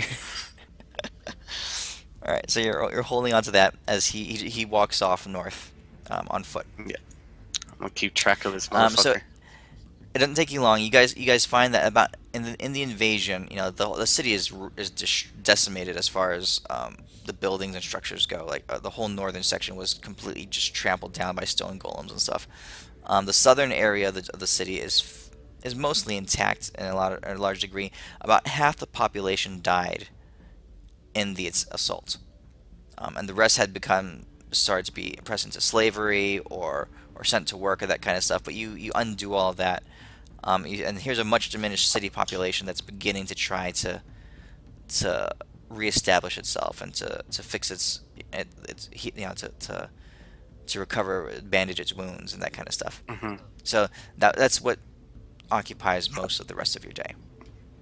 Okay. And since we're fairly late and my wife is asking me to come take the baby because he's crying Okay. and she wants to sleep, I'm going to end with one thing. All right. So that night, you guys head off to your rooms. It's been a long day of work. Not just retaking the city, but also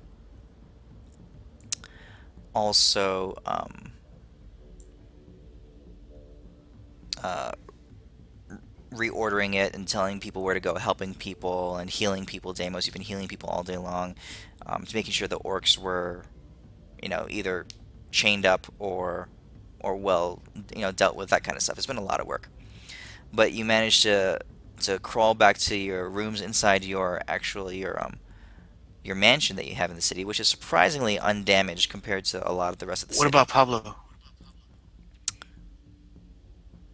Oh, roll a d20. Oh, no. Nope. He's right? I do not want this on my hands. Lucky it. Pablo and his family, when you guys get to your mansion, they emerged. They had been hiding, in like a storeroom, Oh, thank God. I would have never Yeah, forgiven full- myself. game over. Like if they left, like that. barricaded back there behind with like piles of chimichangas to keep them alive, and they just been hiding back there. His whole family and Pablo. Oh, Get to good. see that now again. All right. you guys, crash into your beds in your mansion. It is evening time, and Deimos, as you're drifting off to sleep, all of a sudden you snap awake, and you feel scared almost, like an uneasiness just fills you, and you feel an overwhelming presence just flood the room and just wash over you. You're driven to your knees by the power of this presence in the room. Ah, crap. And through the doorway, almost as physical as you could, if you didn't know better, you would say it was his physical form itself. Comes walking in a large, imposing figure.